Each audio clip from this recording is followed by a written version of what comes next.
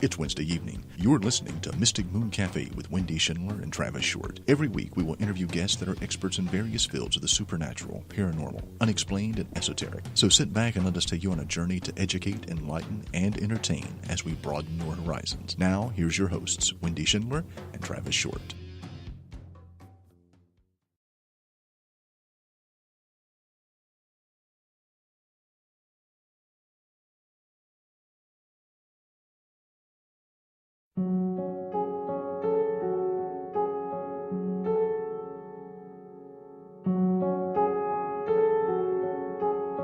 Hello, darkness, my old friend.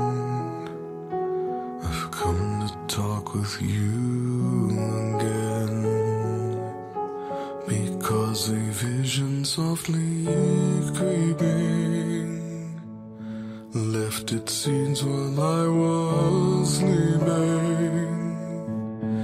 and the vision that was planted in my brain still remains within the sound of silence. In restless dreams I walked alone, narrow streets of cobblestone, neath the halo of a street lamp. I turned my collar to the cold and damp, when my eyes were stabbed by the flash of a neon light that split the night and touched the sound of silence. And in the naked light I saw 10,000 people, maybe more. People talking without speaking, people hearing without listening, people writing songs that voices never share, and no one dared disturb the sound of silence. Fool, said I, you do not know. Silence like a cancer grows. Hear my words that I might teach you. Take my arms that I might reach you. But my words, like silent raindrops, fell and echoed in the wells of silence, and the people bowed and prayed to the neon god they made, and the sign flashed out its warning, and the words that it was forming, and the sign said the words on the prophets are written on the subway walls and tenement halls, and whispered in the sound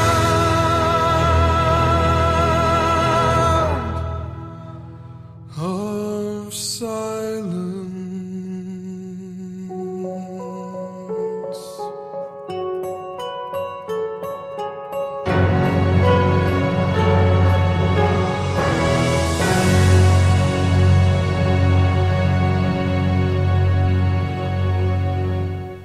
All right, and that was Disturbed, Sound of Silence.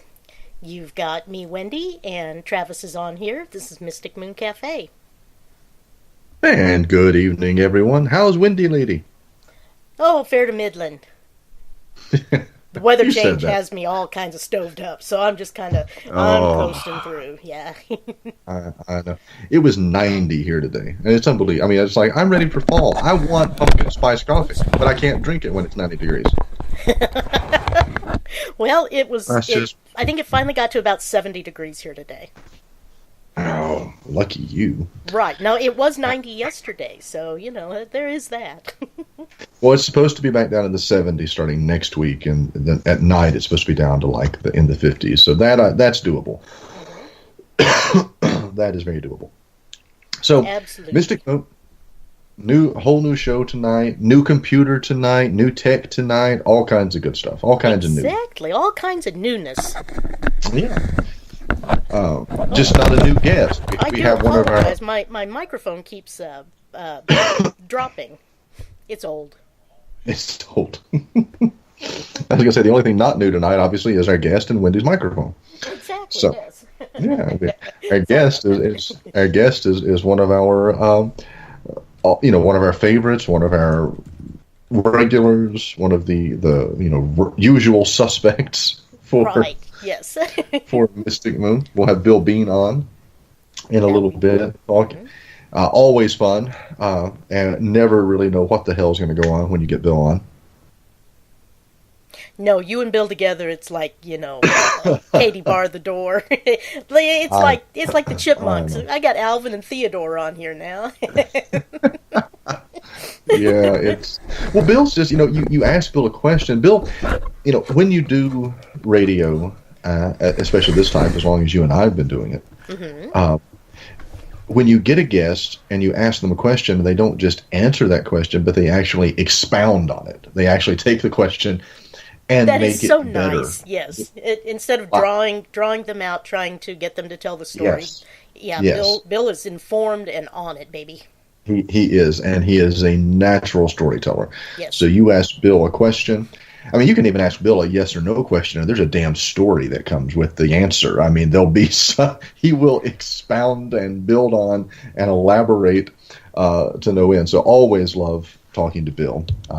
And should be a very interesting show tonight. Gonna really kind of go in a slightly different direction. We always talk about Dark Force. That always comes up, but Bill wants to go in a slightly different direction tonight. So I think that's going to be very, very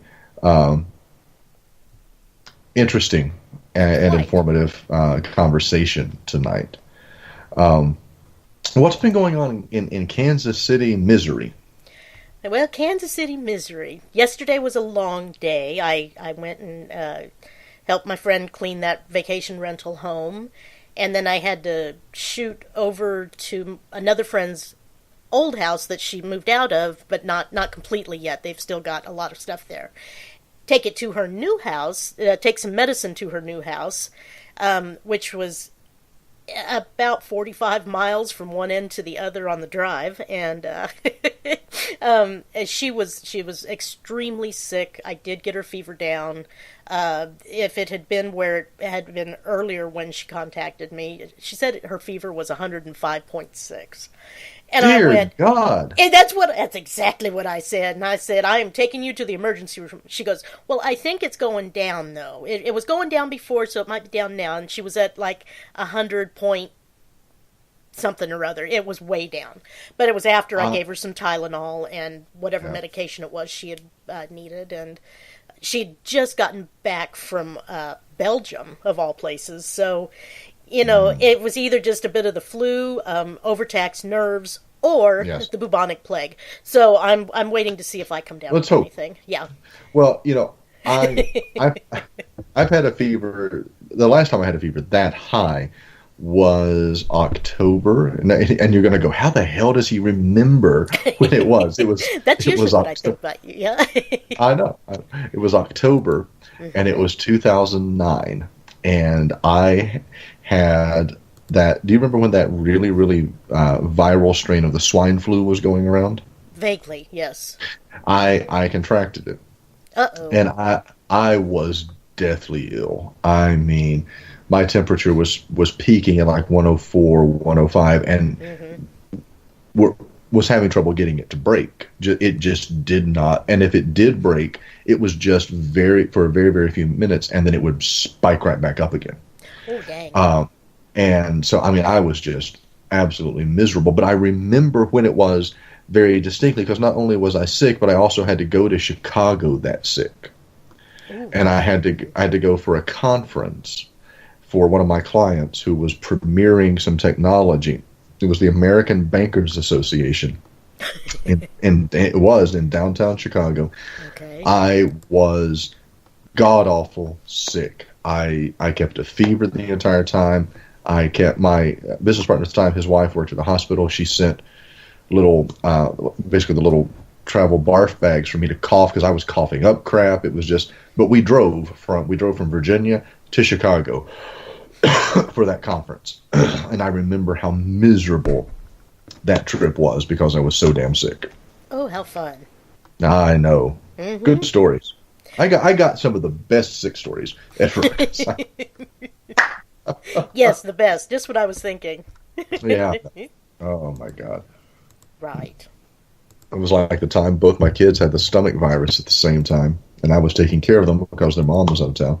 Uh-oh. And I had it timed just right, because I would get one of them to the bathroom to throw up, clean them up, put that one to bed. They fall asleep. The other would wake up and do the same thing. Oh my God.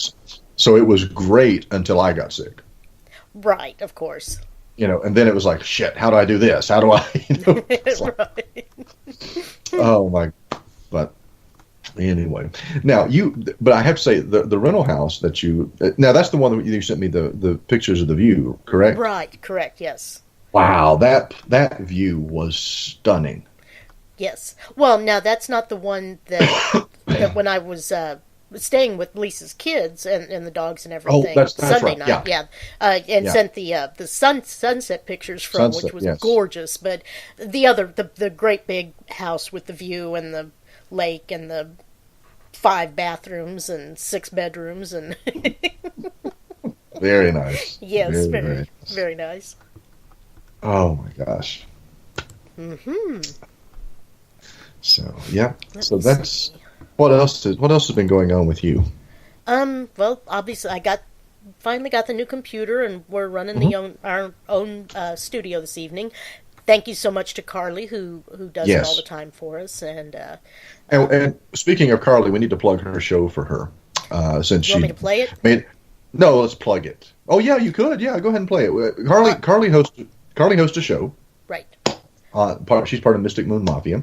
Right. Crimson Cloak Publishing. Yep. Mm-hmm. And she is on Tuesday days. Yes, like usually around 1 to 2 Central Time. Central Time. Mm-hmm. So she has been part of the Mystic Moon Mafia now. Probably what?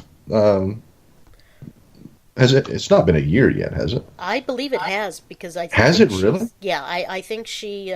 We had that friendiversary thing on Facebook. Is the only reason. Yeah. So about a year now that she's been part of. Well, no, we just started Spreaker in January. The first of the year. Okay, then since the first of the year. Yeah. Mm-hmm.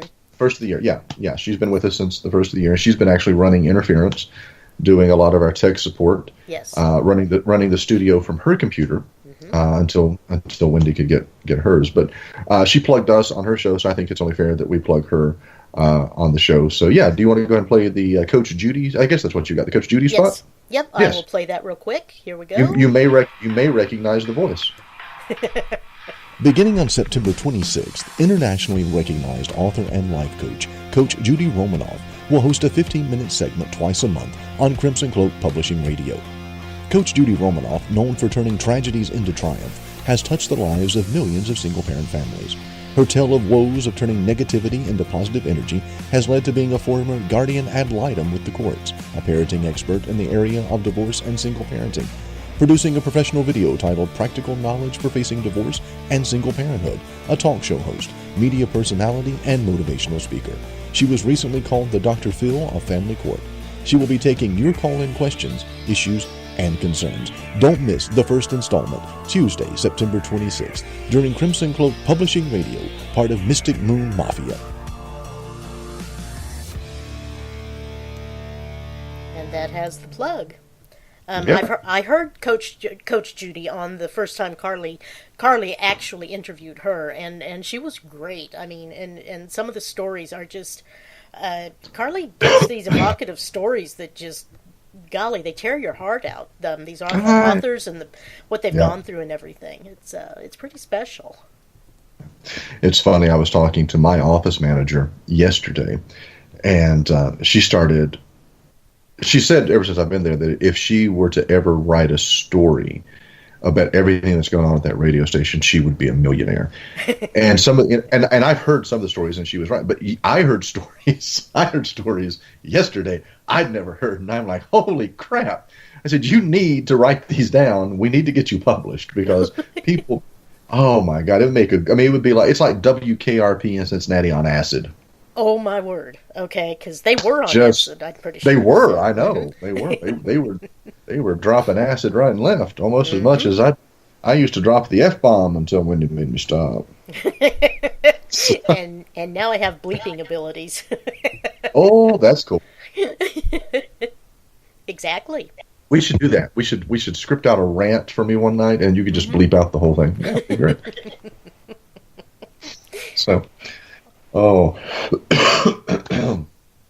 it has been, it's been fun. Yes, it has. Yes, quite. Yeah.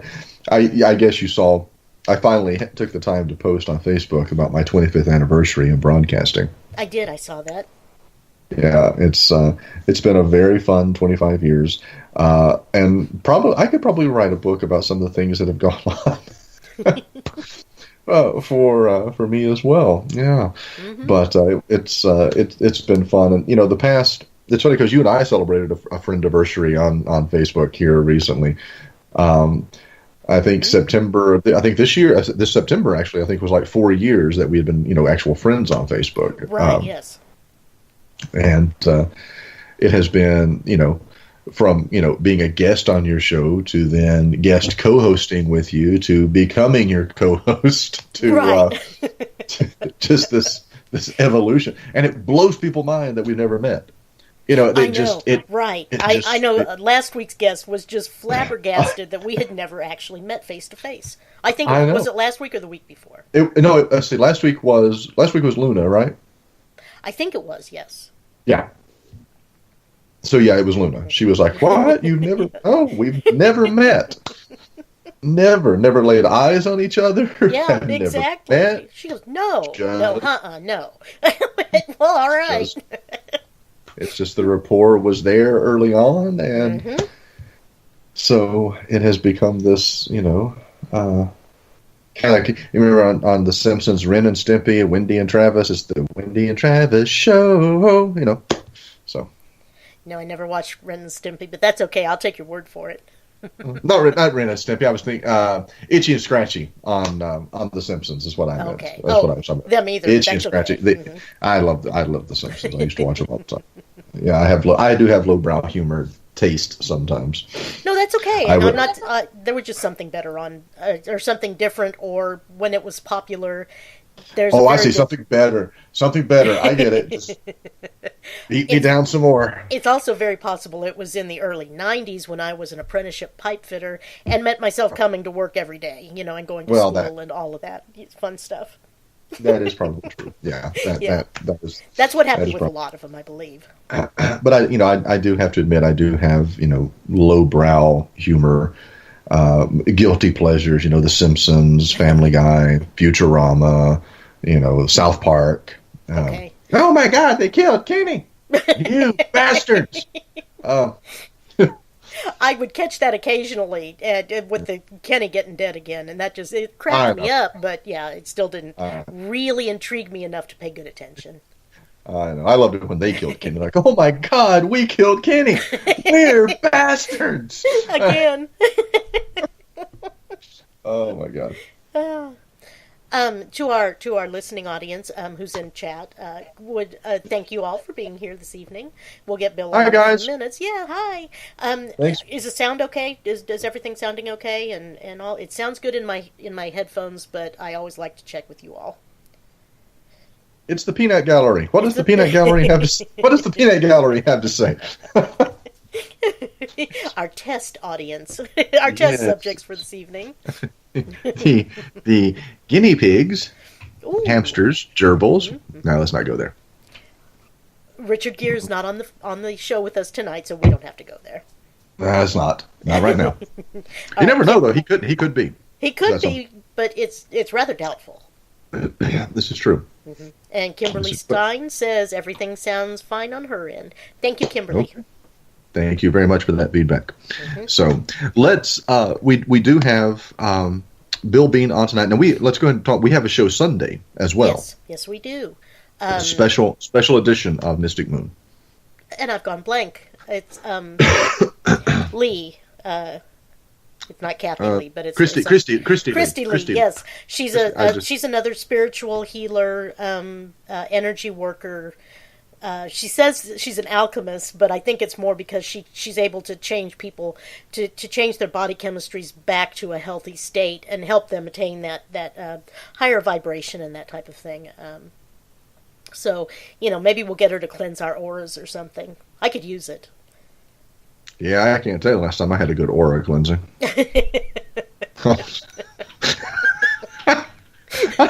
Oh. I am not even going to touch that. Not with a 10-foot pole. This is why it's been a long time. So, I may have to sick one of these dogs on you. I don't know. Did you play our disclaimer? Not yet, but I intend to while we're getting Bill on the line.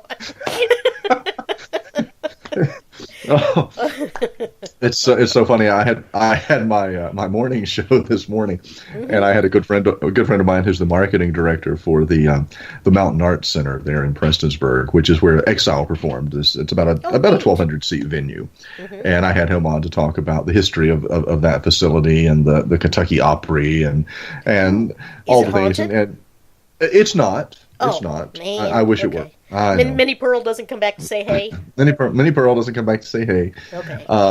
But I will. Real quick parenthetical statement before we get Bill on. I had the most bizarre, freaky experience at my radio station last week. Really? Tell us, Travis, what happened?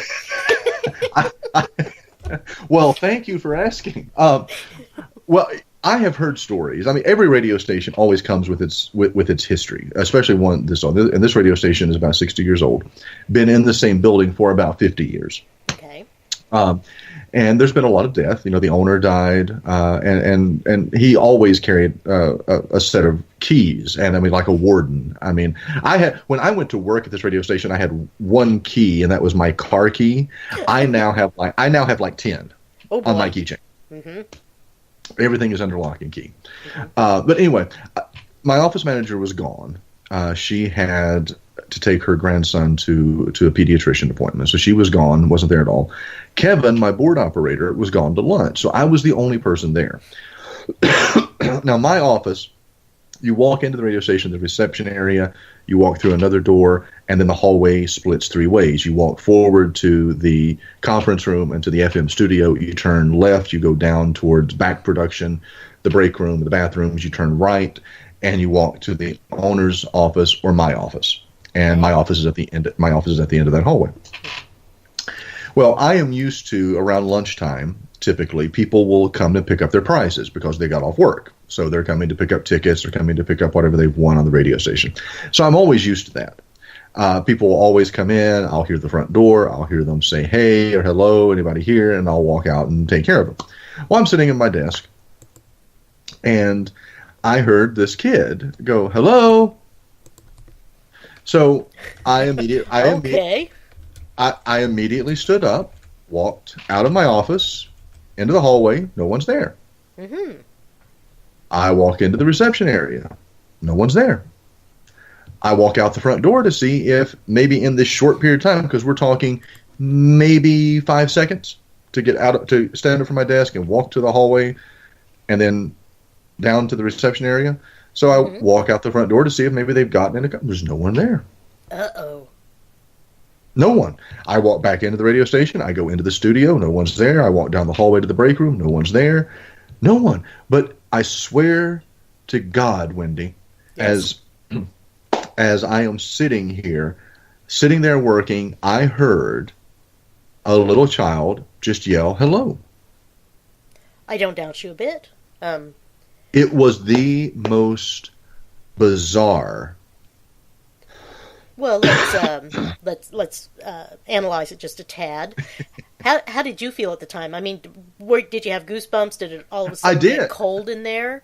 Well, it was one of those things. I'm like, I kind of do that. Right, yeah. It's like what just happened?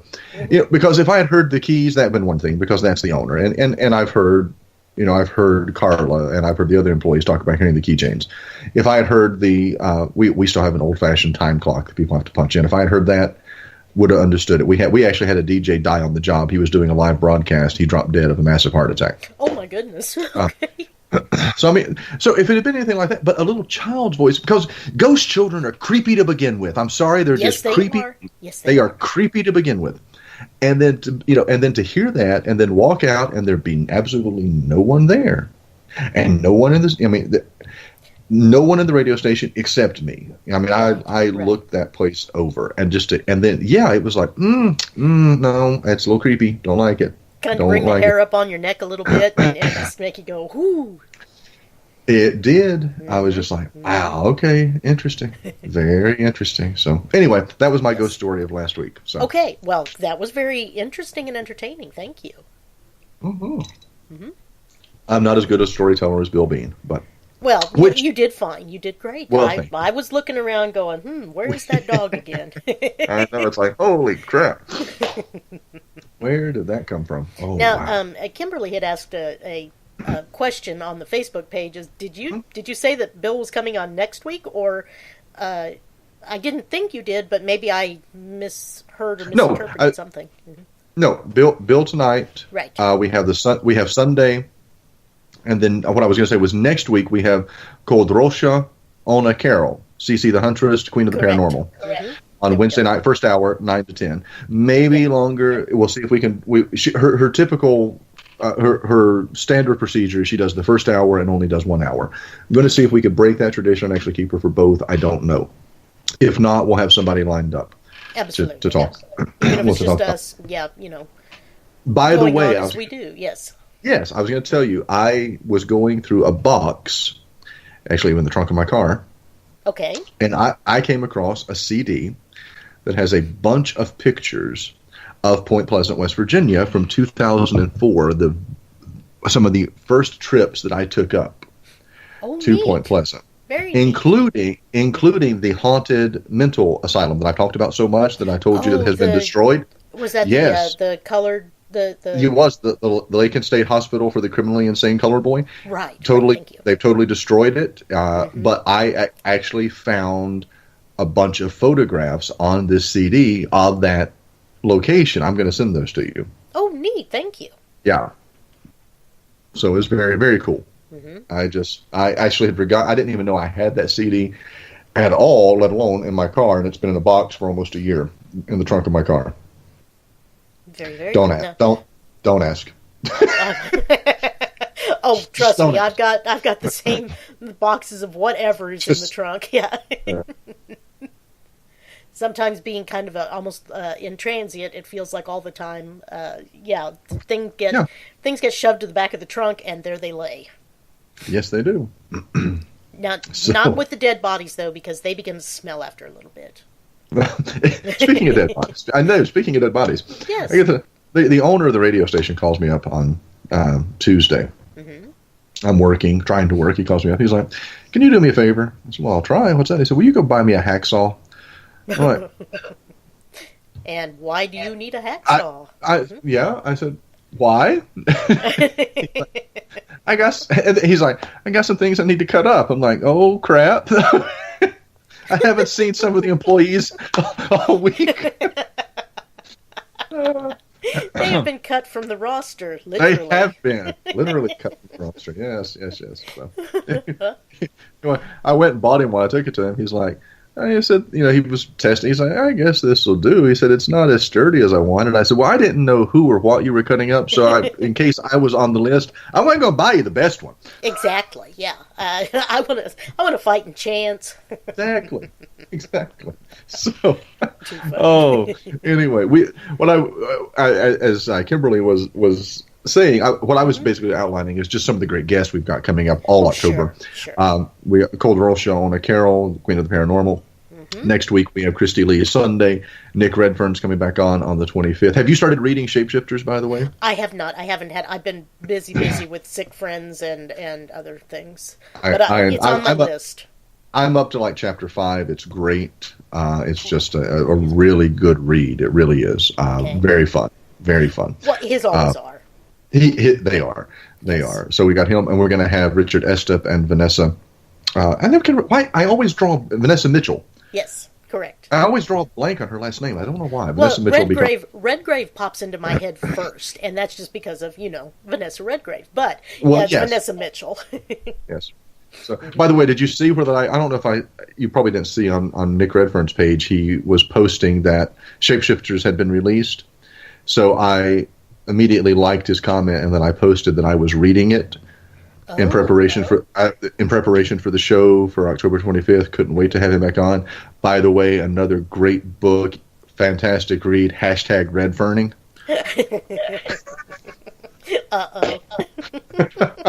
So.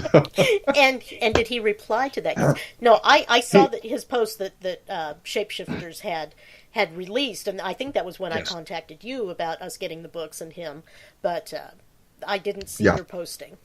He liked it. He simply liked the comment, so I thought that was pretty cool. So let's go ahead. Let's call Bill, get him on. All right. And what song are we playing while we get Bill on? I will play "Are You" by the Delta Saints, and we'll get him on right away. Okay, sounds good. Okay.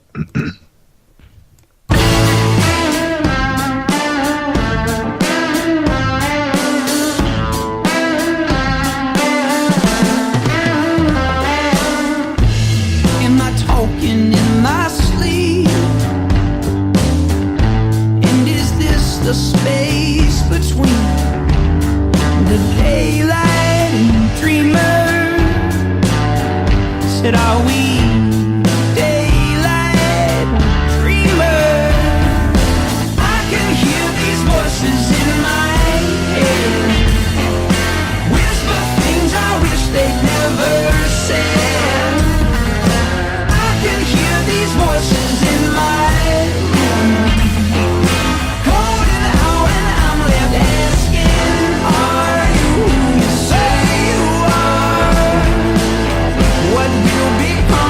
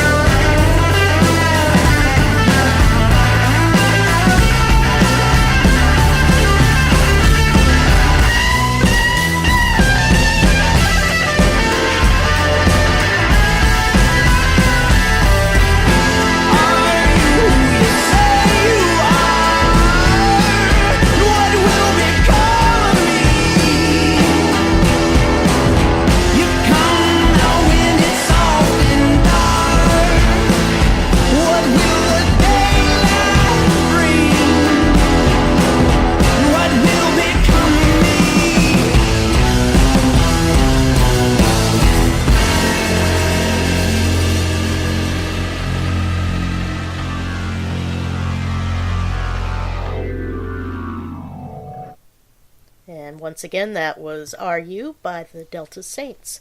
I believe we've got Bill on the line. Bill, Travis? We do not. We do not. We do not. It went straight to Bill's voicemail. Oh, well, poop. Okay. Yep. Well, we'll have to try it again and just bring him on if we can. We may have to do it. I'm actually texting him right now. Okay. Let's see. I'll try again. It shows him as being on, but I guess it... okay. Yeah, I think we were still connected because I couldn't cancel the call. Okay. Let's see. Please bear with us, everybody. I'm not sure. Add people. Let's try Bill once again. There we go. I was trying to see if he was on. That's his silly. Darn it. That keeps doing that. I can't differentiate between his cell phone and his other deal. Ah. Okay, yeah, I was going to say because he doesn't appear to be online. I don't see him anywhere. No, not at all. Let's see. Travis, can you get him? Can you get it with the dial pad? Can you add it? Let me see. Okay. See what happens when we don't have Carly running us? I know this is not good. Give me 1 second. Let me see if I can. Okay. 3.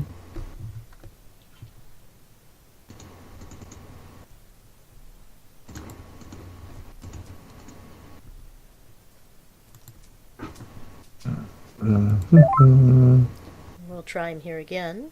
I think I've actually got it dialing to him, but... I'm trying. Okay.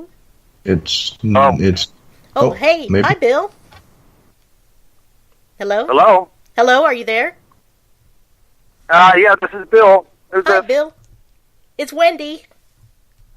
Hey, Wendy, how are you, sweetie? Oh, just peachy keen. How are you doing? Well, I'm in the Poconos right now, up near 10 miles from northern New York. I am way up here. I'm actually headed back. Oh, So, wow, okay. we have a show tonight, don't we? Whoa, wait a minute. Yes, we do. Yes, we do. All right, well, you called me at the right time, and thank God I answered, so here we go. Well, we had tried earlier, and it went straight to voicemail.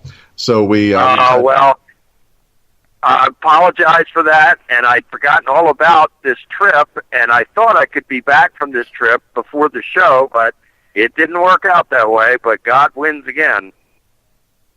Awesome.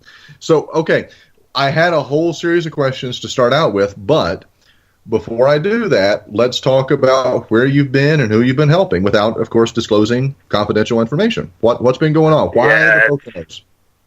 It's amazing. It really is. And again, thank you guys for having me back on the show, and I apologize for any delays or inconveniences. Oh, and, no, you're fine. And this is a family up here in a place called Lakeland, Pennsylvania, which is up near the Poconos. And let's just say that the client suffered some horrific experiences and childhood, and then continued through supernatural demonic attacks. And God has guided me here and worked through me to take it from her, and I praise God for it. And I left them, both she and her husband, very well, very happy, and delivered from all evil, and I praise God for that. And as you guys know, it's a never-ending journey. I praise God, and I thank Him for putting this calling all my life, and it's the greatest thing to know that God has really worked through me to help somebody, and I can leave them knowing that they're going to be okay. And so, the journey it just continues, and where haven't I been? I mean, it's just so much that happens, and so many people that it all becomes a blur after a while, and I have to literally say to myself, okay, where was I the last time there? Or sometimes I wake up in a hotel room and I go, where am I right now? It's amazing. It really is. Wow. Well, very glad that you were able to be there for them and help them, and just do what God has put you here to do. And that's it, brother. And I'm so thankful to God for that. And there's nothing else for me. I mean, it's the greatest thing to know that God really is working through me in helping people to become free from things. And it's a variety of things, as you both know, that it could be anything from family bloodline curses to people suffering horrific child molestations or rapes or, violent crimes of some sort, being bullied or beaten, and I mean beaten to the point to where, requires hospital stays and all these types of things. And, anything that's going to create a lot of trauma. And when a person comes under that type of trauma, then the doorway opens wide for the devil to come in. And it's so unfortunate that in the case of sexual predators and sexual abuse, whether it's child molestations or rapes or whatever it may be, the demons, yes, are on the perpetrator to aid and abet and fuel what that perpetrator is doing. Now, that said, the act would not take place if the perpetrator had not made a conscious decision to act upon that and do what they do or what they did. But when that person carries through with those evil thoughts and those impulses, then those demons are right there, and they are fueling everything. So not only do the demons, are they on the perpetrator, but then they stay and come on to the victim after the wicked and heinous act has taken place. So then the victim is left, picking up the pieces and dealing with these atrocities, and then all the while being under this demonic attachment and influence as well, which leads some people who have been victim to this to escape reality by the world of drugs or, alcohol or getting involved in the porn world or, the stripper world or whatever it may be, or suicide. I mean, it's just so sad and unfortunate to read about some of these things or to know about some of these cases. I mean, it is just that it's very, very sad. Well, you have dealt with, as you and I have talked. We've known each other 7 years now, and just the number of people that you have worked with, that you have helped, and the varying degrees of demonic oppression, not just possession, but oppression, where that they were being tormented, taunted, teased. Their lives were being made a living hell. While they may not have been possessed by a demonic entity, they were definitely undergoing this bombardment of spiritual negativity in their lives. And there's so many individuals and so many families across the country that you have physically helped, and not to mention the ones internationally that you have helped via the phone and Skype. And you're one of the few deliverance ministers who does over the phone deliverances and and Skype deliverances. Yeah, it's true, and I praise God for it. I just recently helped a lady in Belfast, Ireland. I was just contacted by a guy in Norway. If you punch my name into Google in other countries, it'll come up, because I have definitely had contact and helped, God working through me, many people in different countries all around the world. It's incredible. And you have just an amazing rapport with these people, and many people tonight that when we posted on Facebook that you were going to be on, we're calling them the Peanut Gallery. There are several in there tonight that are listening in. People have been liking that you're on the show. You're one of our favorite guests. We love having you on. I love talking to you. Coming back with you guys is always like coming back home. So I always appreciate and love it when you'll have me on. It's a homecoming. That's actually what we should start calling it, Wendy. It should be Homecoming with Bill Bean. Homecoming. I love it. It's got a catchy title. It does. We'll just because it is. And it's so funny because Bill and I, I've gone and done interviews for Bill. I've been his proxy when Bill couldn't show up for interviews. He sent me to do them.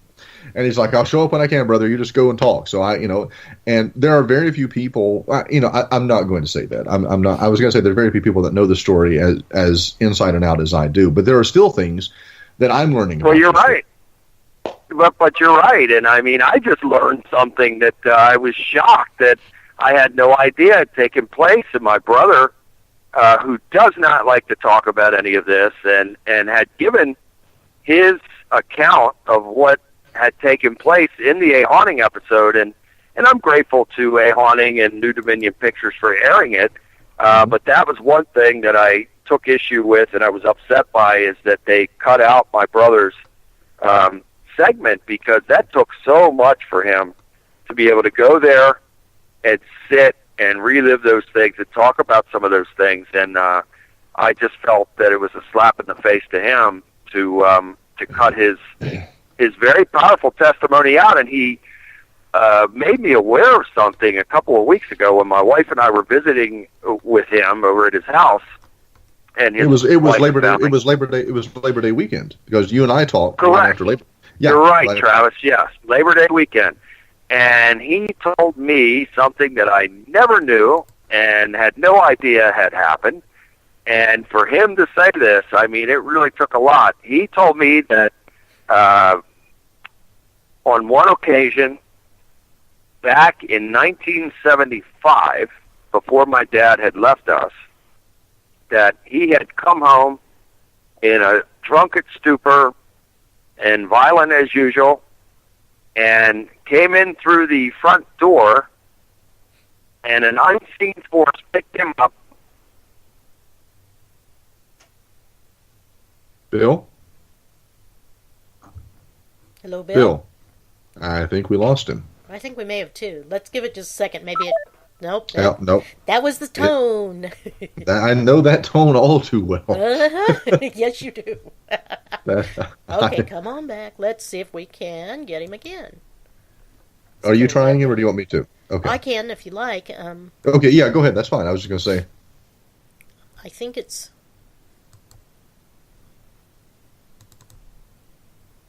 I'm not sure. Nope, it went away. Okay, let's see if we can bring Bill back. Hopefully it's the right one. Welcome back, welcome back, welcome back. Hi, you've reached Bill Bean. Oh, it's going to Leave voicemail. your name, number, and message, and I'll get back to you as soon as possible. Okay, Bill. I have never been to the Poconos area, but I've been to the Fingers Lake region of upstate New York. Cell service sucked. I'm betting that is what's going on with Bill tonight. Like I said, I haven't been to the Poconos, though, so I don't know. I would imagine it's the exact same thing, yeah. That probably mountainous regions everywhere are... What do you need, Coder? Sorry, dog came in to say hey. Should we give him a minute or two to... Or... Let's give him a couple minutes, and then you can try him back. We have Bill Bean on the show tonight. Unfortunately, Bill was actually, when we scheduled the show, Bill was going to be at home there in the greater Baltimore area. He has since, within the past couple of days, been called to upstate Pennsylvania near the Poconos region. So he's on his cell phone having some cell service issues for the show tonight, so we do apologize, but we are trying to get him back on. He was telling us about a story that he actually relayed to me shortly after Labor Day, where he had spoken to his brother. And those that are familiar with Bill's story, Dark Force, Bill, his sister, and their younger brother all suffered greatly at the hands of a demonic entity there as they were growing up in the 70s. And Bill, of course, has written his book, and he's outlined his accounts, but over Labor Day weekend, he actually heard his brother tell a story that Bill has never heard, that Bill knew nothing about. And Bill's actually going to try to do a revised edition of Dark Force, including some of his brother's stories, because there were other things that Bill and his brother had, or that Bill's brother had not shared with him, that he himself had experienced, separate and apart from what Bill has talked about. Okay. So interesting. Yeah. So let's try to see if we can get him back, Wendy. Okie dokie. Add to call. Let's see. And I'll sing "Welcome Back, Cotter" one more time. There you go. Sing "Welcome Back, Cotter" again. Okay, how was that for a cliffhanger? That was a major cliffhanger. That was well awesome. Well played, Bill. Oh my goodness! I'm up in these mountains, so I guess it's interrupting the signal. But yeah, that's what we found. my brother had told me that an unseen force had picked my dad up from around the throat and threw him through the closet doors there. And I never knew it happened. I was shocked when he told me that. I said, "Why did you wait so long?" And he said, "There's a lot more I could tell you." And he just has this stuff buried so deep, and it's so difficult for him to express anything that it comes out in little dribbles from time to time. So I was just fascinated to hear him talk about that. And I'm sure there's more that he's going to reveal in the near future. Well, and I was telling them while we were trying to get you back on that you and I had talked about possibly doing a revised edition of Dark Force with his accounts, because Dark Force really is your perspective. It's what you remember. Yeah. And isn't it amazing? I mean, it's just mind-boggling that you think that you know it all, and the story is that then there's more that comes out. Mm-hmm. And that's why it has been such. I know it's been such an endeavor on our part to get the film made, to tell the story on a level and the actually on a different level, but also the varying levels of the story itself. Not just you, but your brother and your sister and everyone else that was involved, and getting showing their perspectives in a whole new medium. Yeah, absolutely. It's just something that we pray that if it's God's will, then God's will be done, and the story will be made into a movie someday, because it really needs to be told. People need to know that these things, A, really exist, and B, even though my family was destroyed and I suffered greatly, here I am today. And so God does make the impossible possible. Everything in life is for a reason, and we all have a journey. And sometimes those with a bigger calling in life suffer the most. So it's all part of the journey. It is. And what a journey you have had. From beginning. Travis, it's amazing. I try to reflect on this from time to time, and it's just like some of these things, it's just like it happened to somebody else or something. I don't know. So much has happened. It's just amazing when you reflect back on it. I know. I mean, just the things that I know that you went through, and the things that have happened to you, the things that have happened in the past 7 years since you and I have gotten to know one another. We worked together, and we've I've been there. It's not unusual for me to wake up in the morning and open my email and have Bill say, I was on my way to an airport, or I was coming back from an airport, and this thing was in the sky, and there's a picture that Bill has sent me, and he's saying, this UFO. And so what I want to do, Bill, speaking of, everybody knows you for Dark Force and Delivered, but you have just a plethora of areas that you can talk about. And we started last time that you were on the show laying the groundwork. We were going to move in one direction, and we ended up still talking about Dark Force and the Mandela Effect and things like that. Now, I want to kind of keep us on track tonight, because there are some things that you specifically had told me that you had new things you wanted to talk about, and that you really had a burden on your heart that needed to be addressed. So what I want to do is I'm going to start with something that transpired over the past week. I saw you posting about it on Facebook, and we had talked about it last week or week before on this show, which was this whole doomsday scenario of Nibiru, Planet X, coming back into orbit and possibly crashing into Earth. And you had all the literally. I mean, I was looking at some of the YouTube videos, and people were saying, "You stop this!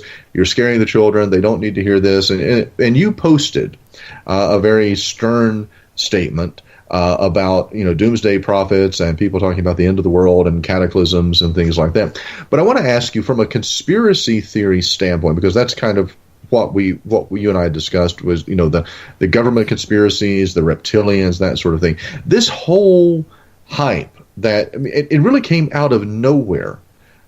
Just all of a sudden, it was all over the news with Planet X and Nibiru and this biblical quote-unquote numerologist who was tying biblical references and astronomical events and astrological signs and really was literally just scaring the hell out of people, thinking that the world was going to come to an end on September 23rd. What was your take when you started hearing people talking about Nibiru and Planet X? Well, it burns me up. Now, does something like that exist? Maybe it's possible. I'll tell you this. When I saw the eclipse that day on the Fox News, I clearly saw for a couple seconds before Fox cut the shot, it went in tight. But I saw two things in that shot. That there was this red object that I would say was probably maybe 10 or 11 o'clock to the sun. Mm-hmm. And then I saw this strobing object underneath of that, which would have probably been 8 o'clock to the sun. And I saw them clearly. And I have since seen up-teen videos that people with their phones and all that, or the special cameras and all, were shooting and recording. And sure enough, they captured that in there. So is that Planet X, the Bureau? I don't know.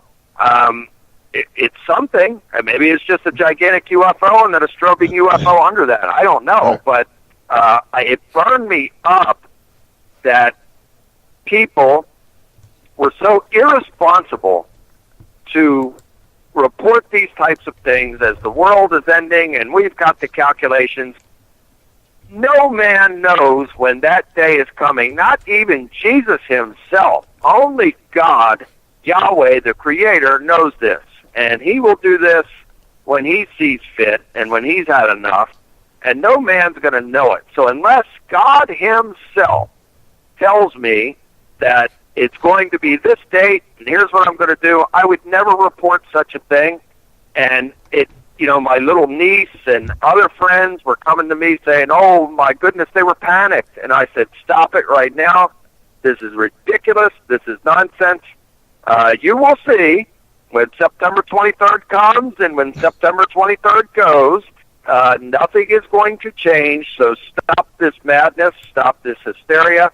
And Travis, back in biblical times in the Old Testament, any prophet that made a prophecy and it turned out to be a false prophecy, they would be put to death. Yes. There'd be a lot of people dead right now if we still kept up with that. Very much. It's amazing. I mean, it's just unbelievable. And and another event that happened was in 1899. The Catholic Church had made an announcement that the world was going to end on January 1st of 1900. Mm-hmm. And so you had mass panic, people giving over properties and possessions to the Catholic Church. Yep. And when 1900 rolled in and the world didn't end, all those people were out of their money and possessions, and they were never returned to them. Absolutely. Well, you and I both know, and I don't want to spend too much time on this. I wanted to use Nibiru as kind of a springboard for relevant topics that are kind of taking place in the media, because this one was out there, and Wendy and Carly and I talked about it a couple of weeks ago. There have been so many doomsday predictions over the years. I mean, that literally, I was watching a trailer tonight for the new I think it's a Netflix movie on Waco and David Koresh and his compound. That's what that was about. They were holed up there, expecting the end of the world. But you and I both know, even from if you take a hard line biblical interpretation, and you want to interpret everything in the Bible as literally word for word, no figurative language, no prophetic language, but if you just read it word for word, even in the book of Revelation, the world doesn't come to an end. There is no destruction of the world. And all of these correct. These terms it that talks about a new heaven and a new earth, and it talks about a renewal. It is a purging and a renewal. You're exactly right, and this is what I try to tell people. There is no end. Life is a circle, and there's no end. And why did God do this? I don't know. He's the creator of everything. His ways are not our ways, and we Great is the Lord, greatly to be praised. His greatness is unsearchable. So we may never know. But it is that, and I only believe in new beginnings. Right. Well, and it really irritates people sometimes. They'll be talking and they'll say, well, it's Armageddon. I said, well, but Armageddon's not the end of the world. Armageddon is an event, and it's a place in the New Testament. Armageddon is a battle. It is not the end of the world, and it is a location. It's the Valley of Megiddo. It's not the end of the world. They'll say, well, what about the apocalypse? I said, well, the apocalypse actually, again, you're misusing a word. That word means a revelation. It means an unveiling. It means a discovery. It's not an event ending something, but it is discovering something. And so it's like educating people on using the right term and the right word to describe something. But if you look at it, and if you want to take a hardline biblical approach, there is no quote unquote end of the world. There is no quote unquote end of life or mass destruction or mass extinction. There is a renewal process, and we start this. Whether it's we start this life all over or we start a new chapter in life, it is a renewal. Nothing. There is no destruction.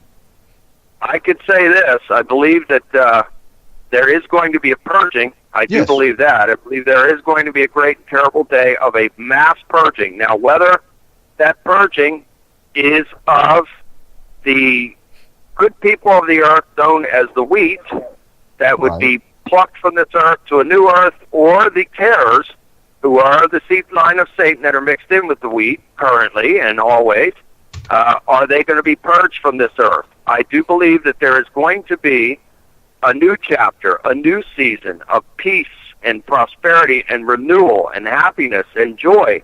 And I think that wherever the good people end up, whether it is on this earth, God's heavenly kingdom, or a new earth, as described in Revelation, a new heaven, a new earth, whatever it may be, I do believe a great period is on the horizon, because right now we are going through such upheaval in our nation and around the world. There are so many things happening. There are signs and wonders in the sky. There are people behind the scenes that have fallen angel technology that are doing things even to the Bible. We have all these things taking place right now. So this is in my opinion, the crescendo. This is the ending of the madness, so to speak. And then I do believe that God is going to usher in a brand new period, a brand new chapter and season in peace and freedom and victory. Now, I want to let you kind of guide where we go, because you had laid out for me that there were several things that you felt needed to be addressed, things that were happening that the masses are blinded to. And you and I didn't even really get into what those things are. You and I were talking. Actually, it was the same conversation where we were talking about your brother. And it was right after Labor Day, and you're like, I need to come back on the show. I need to talk. There are some things that I want to tell people about. He said, you said there's things taking place behind the scenes. There's this conspiracy. People are blinded. Yeah. So when we talk about the blinding, we talk about conspiracies. You just said it yourself that there are people in possession of technology of fallen angels. What are you talking? What are you hinting at here, Bill? Well, and people might call me a crazy man, and that's fine. And I say, you don't have to believe a word I say, just do the research for yourself. But I think the CERN device, the Large Hadron Collider there under the ground in Switzerland, is a Stargate. I think that this is fallen angel technology. I think that, their whole premise was they were searching for the God particle. Well, now it's my belief, and others as well, that they are opening major portals. The Stargate, or this machine is a Stargate to open these portals up. And I feel that so many people are being affected in a negative, adverse way because it's loosing more and more demons on the earth coming from that alone. And then when you factor in the D-Wave quantum computers that are now, in my opinion, working, and others too, working in conjunction with the CERN device, they, in my opinion, have the ability to somehow go back into time and change things. And this is why, we see our scriptures changing in the King James Bible and other Bibles as well. This is why We see things changing in movies and in songs and on corporate logos and many, many things. It's just mind-boggling. It really is. So this is a mass mind control experiment that some people say, well, we shifted. We're in another dimension. I have a hard time believing that, and I'll tell you why. If that's the case, if we shifted and went into a new dimension, why would the scriptures be altered in a way to serve a purpose for an agenda and to paint Jesus and paint other scriptures in such a negative light? I mean, so if everything shifted, then why would it be that way? So I have a problem with this so-called Mandela Effect shift in reality type of thing into a parallel universe. I'm not sure what has happened here other than to say it's very real, and the devil is in the details. And this is something that is causing division and confusion, and I truly believe that the end game in this will be people accepting the mark of the beast, which will be those chips, which are the size of a grain of rice. I mean, people are already taking them.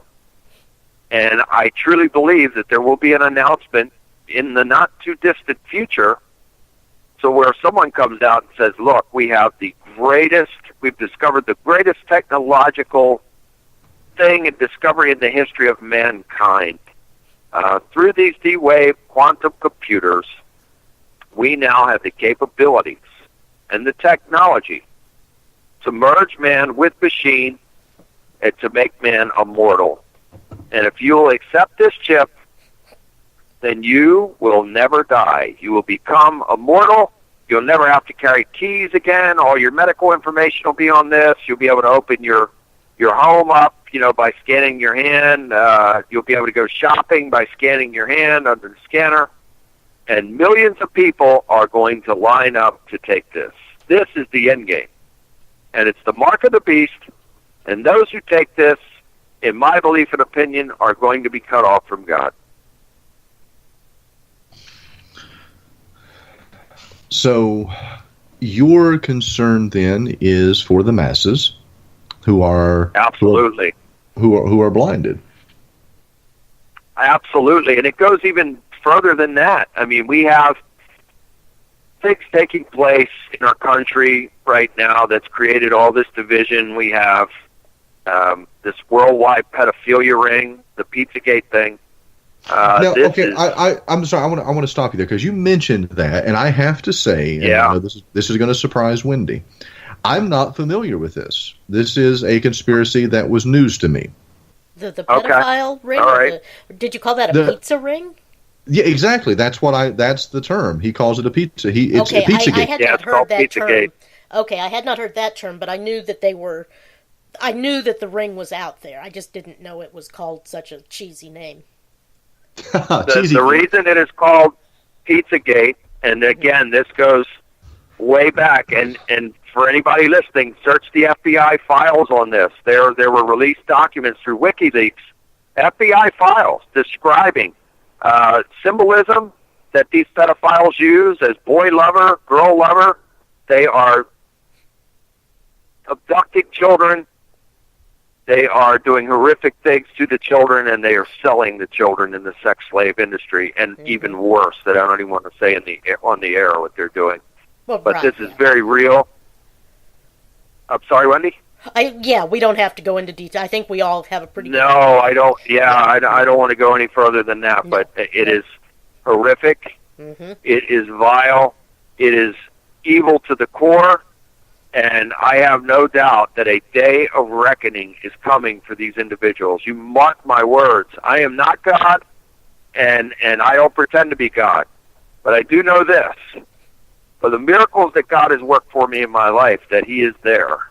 And I know that He will not let this go without some sort of recompense, without some sort of receipt back to these individuals. So woe to them, and they know who they are, and they know what they're doing. and a great and terrible day of destruction is coming upon them. I guarantee you that. Now, I'm not going to make a forecast on it or whatever and say, oh, this date or that date, but I just know beyond a Right. shadow of a doubt. Yeah, I'm not going to be one of those guys, but I know by my faith that this day is coming for these people, because I really dug into this, and I have to tell you, it shook me to my core to know that this is real, and to know that there are people walking around that we see on TV all the time that are in high places, political places, and rulers on the earth that are involved in this. And it's beyond sickening.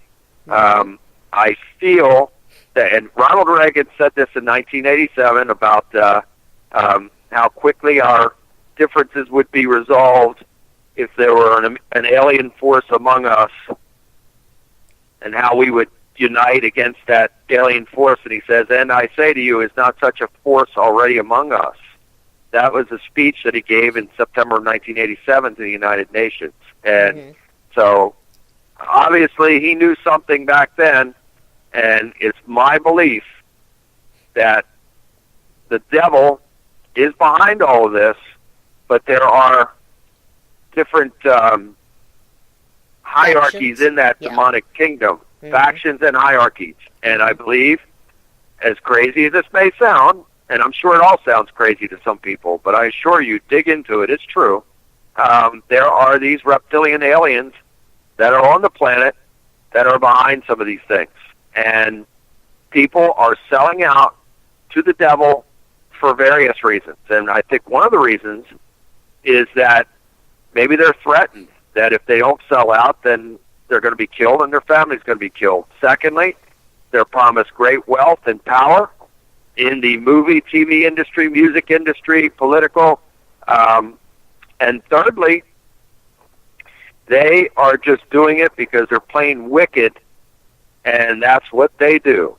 So there's no question in my mind, unfortunately, that this is very real. And I don't want to go too far into it. I don't want to name names, but it is quite disturbing, to say the least. Well, it's been going on since almost the beginning of civilization, or at least, when... But not in this way, Wendy. Right, not in this capacity, this size, manner. Capacity, whatever. Right, I understand that too. But yeah, at least in the teachings, or even possibly reading between the lines, it's gone on, unfortunately, since the written word. It's sick. Yeah. It's absolutely sick. There's no more wicked crime than that, in my opinion. No. It's the most vile, wicked thing that could take place. And some of these other things that they're doing, which involves the people like, and I don't want to get sued, but again, I don't know how they could sue me, because, it's the truth. So this Marina Abramovic, who is the Pied Piper of all the stars of today in Hollywood and the entertainment industry. Mm-hmm. And she is the spirit-cooking Aleister Crowley disciple that is teaching these people how to be cannibals. And so that's what this really comes down to. And these are offerings to the devil because he has a bloodlust. And so it is, just for me to even talk about it, it pains me to my core just to know that children are actually suffering in this way. Mm-hmm. And I am absolutely praying that God will bring an end to this soon and bring every one of these individuals down. But this Morena individual, she calls herself a performance artist. And yet, her Twitter handle is Morena666. And she is satanic to the core. And she does host these spirit cooking events. She had one in Los Angeles, and all the stars showed up. And they paid $10,000 to $75,000 a plate to be at this event. And Deborah Harry of Blondie, remember Blondie, Deborah Harry? Yeah. She was the head mistress of ceremonies, complete in a red dress with a dagger, gigantic butcher knife looking thing, dagger looking thing, and they brought these bodies out to the table. So these stars show up at this event. They put white doctor's coats on them over their suits and dresses, and they bring these bodies out on these trays. Now, they're not real human bodies. They were, some of them, they looked human, but it was like red velvet cake. And they brought these bodies out, and the way that the people got their meals, their very expensive plate was to have these servants cut into them and serve the contents on the plate to a lot of today's stars.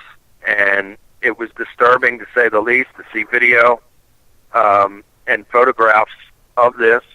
It was a real event, I assure you. It took place in Los Angeles, and many, many people showed up, and somebody from the inside got video and photos of it, and just absolutely mind-boggling the amount of people that are sold out for fame and fortune, and they go along with this and think this is a wonderful, great thing, and you look at it and it makes you sick. And then so you think to yourself, if they are holding these types of events for the public to report and for people to get photographs or whatever and talk about, what in the world are they doing behind the scenes? Right, exactly, yeah.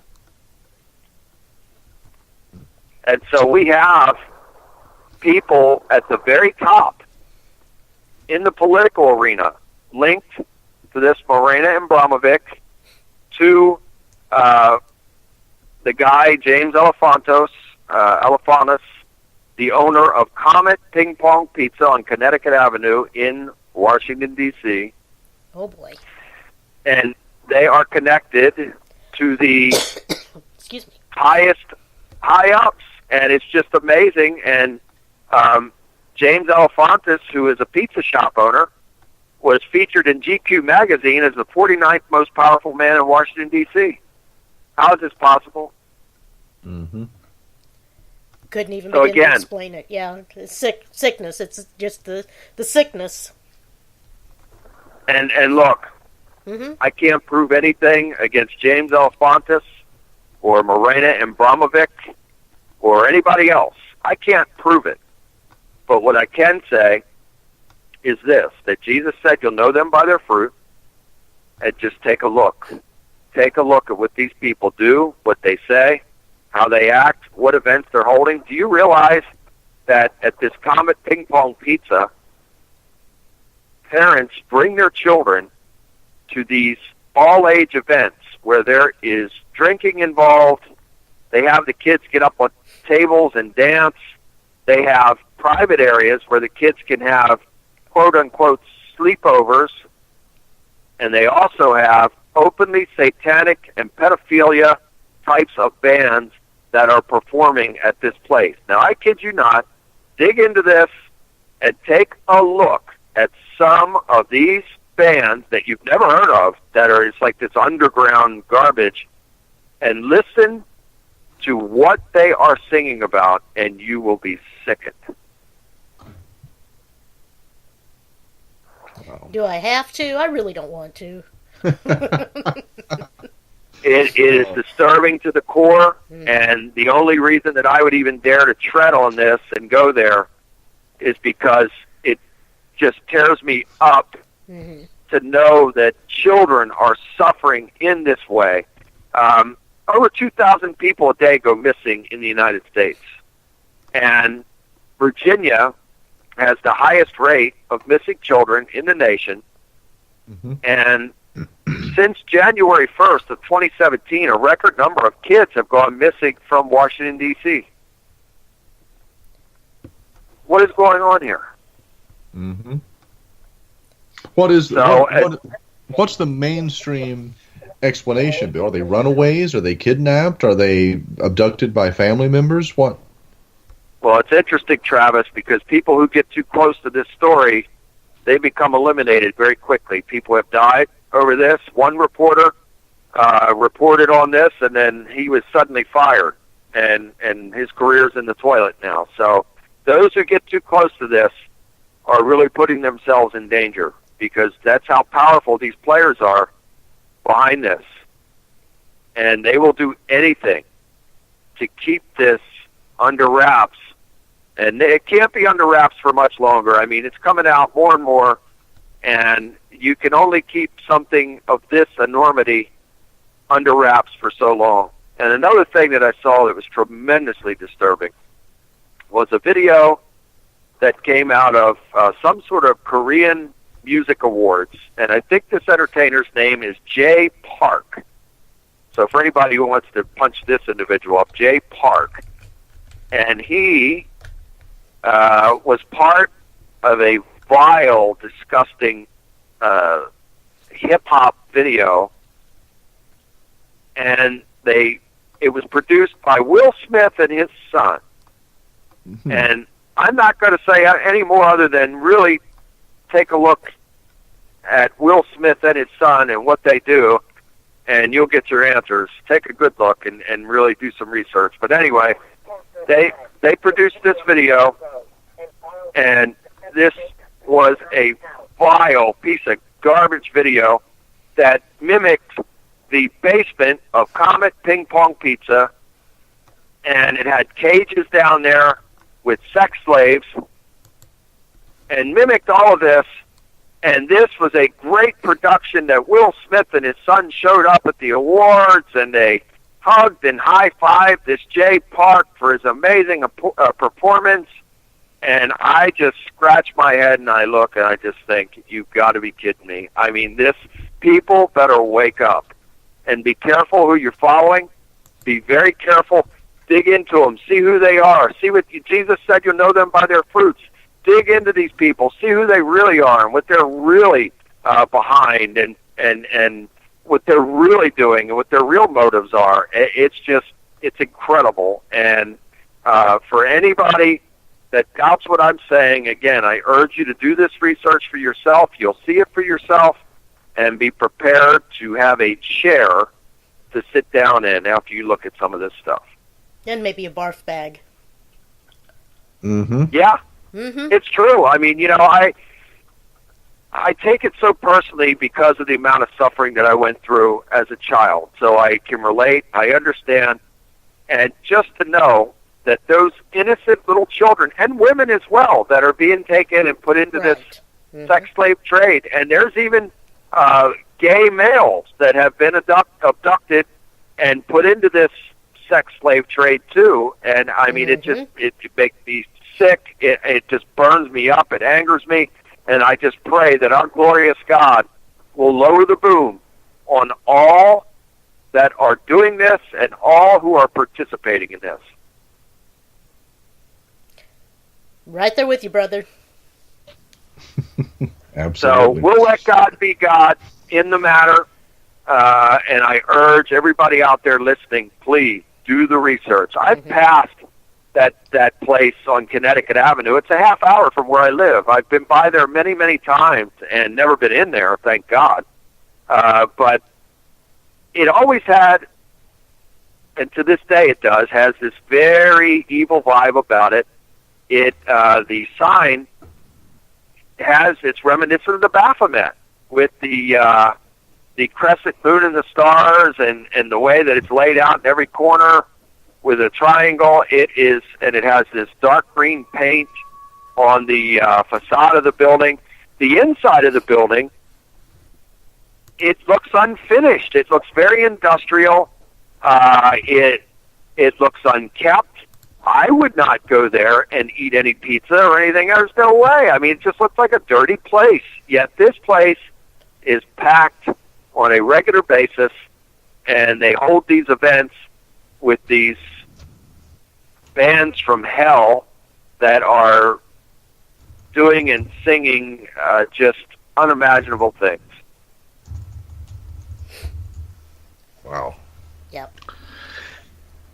Now, Bill, you mentioned the reptilians. Now, the reptilians is something that has made its way around the internet over the past couple of years, and there are several individuals that pontificate regularly about the reptilians. Give us a quick synopsis of what that particular conspiracy is, and I want to hear your take on it, because I know you and I have talked about it briefly. Yeah. And I believe it's true. I mean, look, there's people out there like David Icke that, have talked about this for years, and people dismiss him and all that, think he's nuts. And but there really is something to it. And I've had many, many UFO experiences. I've taken over 1,000 UFO photographs from 1995, really till present. I don't see them as much anymore, but there are times that I do. And when I do, I've gotten recent photographs of objects in the sky, and they're very real, and I believe that there are forces that operate these craft that feel that it's coming from four sources, the operating of these unidentified flying objects. I believe Scripture-based now. Psalm 68:17 says the chariots of God are 20,000. So that's very telling to me right there. So I believe that our God, Yahweh, does have a heavenly host, and he does, for whatever reasons, have some of the angels in the heavenly host operate some of these craft. I absolutely believe it. I've had many divine UFO experiences. And also, I believe that Satan and a third of the angels who were cast out of God's heavenly kingdom were cast out in those flying craft. And they came down here, and they took human women and produced a hybrid offspring of giants called the Nephilim, who then became man-eaters. And if you read the book of Enoch, they also had unnatural sex acts with the beasts of the field, which is why we have these Bigfoot creatures. They are a crossbreed of Nephilim, human, bear, and ape. That's who they are. And so you had all this going on with these Nephilim that were man-eaters and all this stuff, and God caused the great flood. And I think that some of those beings escaped this planet in those flying craft, and I think they went to Mars, and this is why there are monuments and statues and faces and all this other stuff, pyramids on Mars. And when the floodwaters receded, they came back and started all over again. So there has been a satanic seed line on this planet pretty much the whole time, and certainly is very prominent now. And so the reptilians, in my opinion, are part of this satanic seed line. Now, could there be good reptilians? Anything's possible. I don't know, but I've, read and studied, and I've had actual encounters, visual encounters with some of these entities. So I know they're real, and I praise God for being with me and protecting me and for empowering me to take power and authority over them. But they have made life a living hell for some people. And in my opinion, they are responsible for a lot of the just horrific sexual things that take place with people, and even worse things. And so it always comes back to me saying the devil's in the details, and it's true, and they are part of the devil's satanic kingdom. Now, I'll touch on two things real quickly, Bill, and then I kind of want to move on to more of the things that we've talked about. You mentioned the reptilians, and you said, are some good? Are there some good? Or, could there possibly be? Yes. Well, you and I both know that when you look at in the biblical realm, the terminology seraphim, which is a class of angels, that is actually the term actually translates to flaming or to fiery serpent. So that there is a class of angels based on that name alone that would seem to have some type of reptilian appearance. I totally agree. So again, is this true? And if it's true, then perhaps there are, just like in life and everything, think about it. There's always a positive, negative. So even in our human species, we have people who do good and want to do good, and then we have others who do wickedness. So perhaps it is the same way in that type of species as well. Now, you used a term that I have never heard you use before, and nor have I ever heard anybody else. Divine UFO experience. Oh, yeah. I've had many of those types of experiences, and this is why I say I know that God is responsible for some of these craft, and I also have had demonic experiences with UFOs, and so I know the devil is in the details there. I also believe that in the vastness of the universe that God created life elsewhere out there, sure. And I believe that perhaps they have been able to come here and still come here, and I also believe that our governments are piloting some of these craft through this fallen angel technology that they've made. The black ops people have made these sellout deals with rogue and evil aliens that, are part of the satanic kingdom that, have given technology over in exchange for the right to abduct citizens and carry out experiments and things of that nature. Which we are seeing, and we have seen over the years, massive amounts of disappearances, alien abductions. We don't hear about alien abductions as much as we did. They were very popular in the 70s and 80s. Yeah, you're right. And then it kind of trailed off. But you're mentioning something now.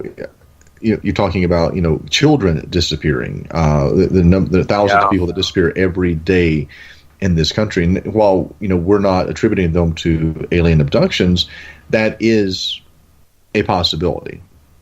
A very strong possibility, and I think it's a combination of things. In my opinion, again, I can't prove anything, but in my opinion, I believe that certainly some of these children are being abducted for vile sexual things to be put in the sex slave industry.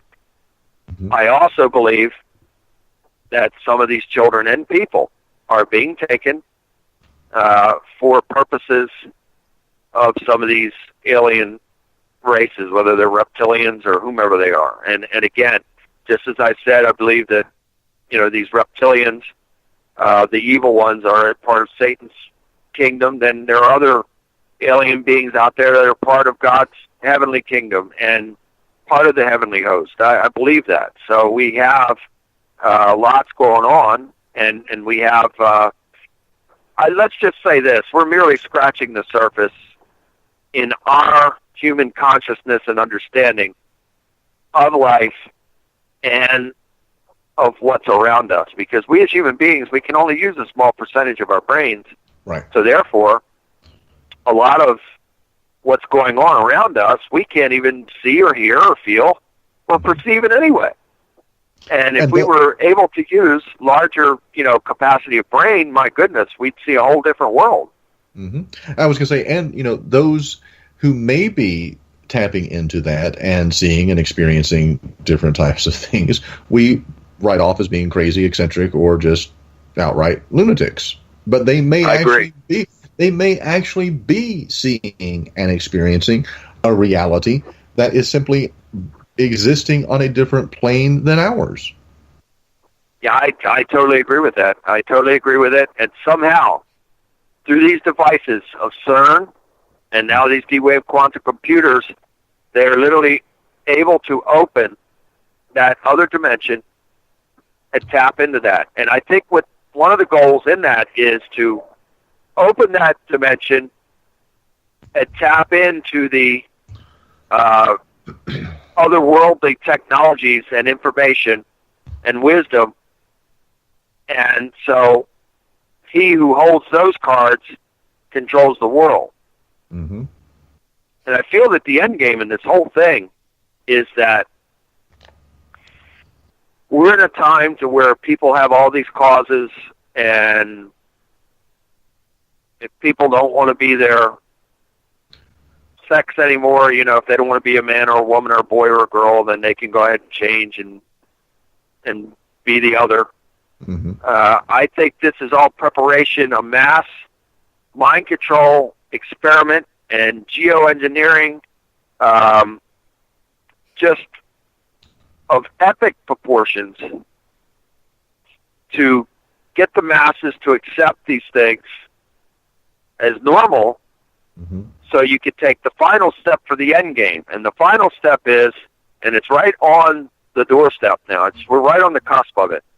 The final step is to merge man and machine. And yes. so we already have men in Japan that are marrying the sexy robots. Yeah, They're creating these female, they're made up to look like sexy female robots, and these men are marrying them, and so that will be their sexual partner or whatever.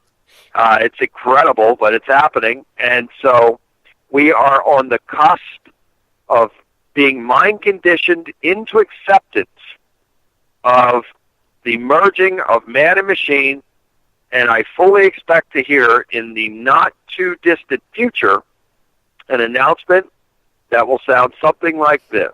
We have come up with the greatest technological discovery in the history of mankind. We are at a point now with our technological advances that we can merge man and machine, and man will never die. And if you will receive this chip, which will be implanted, which is the mark of the beast, if you will receive this, you will become immortal. You will never die because you'll be merged with the D-Wave computer, and you will never die. And watch and see if people don't line up in the millions to take this. Just think about when the iPhones came out. Oh, yeah. Do you guys remember that people stood in line for those phones? Yep. So if they would stand in line for phones, you think they wouldn't stand in line to receive a chip that would tell them or guarantee them that they're never going to die? Mm-hmm. So that's the real end game. This is how the whole world is going to be tricked into receiving this. It's so sad that people are so afraid of dying anyway. And I'm not afraid of death. I would rather it didn't hurt, but I think we should end at some point. I just think it's the natural evolution of things. It's just the cycle. It's the cycle of life, or how is that? we'll the sing circle of life. The circle of life. Yeah, it is a cycle and a circle. I mean, it is, and it's in my opinion, again, life is never ending. It's a wheel. It's a never-ending circle. Now, our life, expires here in this earthly realm and human realm. There's a time that we're all going to expire and leave. Yep. But I certainly don't believe that's the end, and I, for one, pray that when I leave here, I'm going right to God's heavenly kingdom. I pray that for everybody. And I certainly believe that there is a greater life that awaits us beyond this, and I pray that for everybody. I want everybody to have that greater and abundant life when they leave this earth and this existence. Well, aren't there some people's, and I'm sorry, I'm probably taking us way off track, but that they believe that this is the dream, and we wake up, and it's the better consciousness that we awake to? Did I say that right? It's beyond my understanding, Wendy. Again, God is in those details. Exactly. So I mean, that's we're definitely stepping out to where we have no clue. And is it possible? Sure, anything's possible. But again, only God knows those types of things. But however this transition takes place, whatever it may be, I just thank God and praise God for the gift of life, period. And I thank you for this life, and I thank you for the next life to come. Absolutely. Now, Wendy did take us down a rabbit hole. Thank you, Wendy. Good job, Wendy. I'll just change my name to Alice now. There you go. No, but Wendy and I were talking at the beginning of the show, Bill. One of the great things about you as a guest is we ask you a question, and you don't just answer with a yes or no, but you actually expound on it, and you build on it, and then you allow us to build on that answer. And that's one of the things that I love about interviewing you. You used a term again. I mentioned divine UFO experience. That's a term that I've never heard you use in an interview before. You used another term, geoengineering. Now, Wendy and I talked about this last week when we were talking about the hurricanes that were making their way up to the Gulf Coast region. You had Irma, you had Jose, and you had Marie. And they were almost in a perfect straight line, one after the other. How about that? All my life I have heard nature and God do not build in straight lines. Yep. How about that? You and we talked when you were on the show the first time, when I believe it was Harvey, when Harvey was hitting Texas. You made comment about something that you had seen in the news report for a brief second, some things that were going on in the Doppler radar. And I saw it as well. On the Wendy saw it. Mm-hmm. Wendy saw it as well.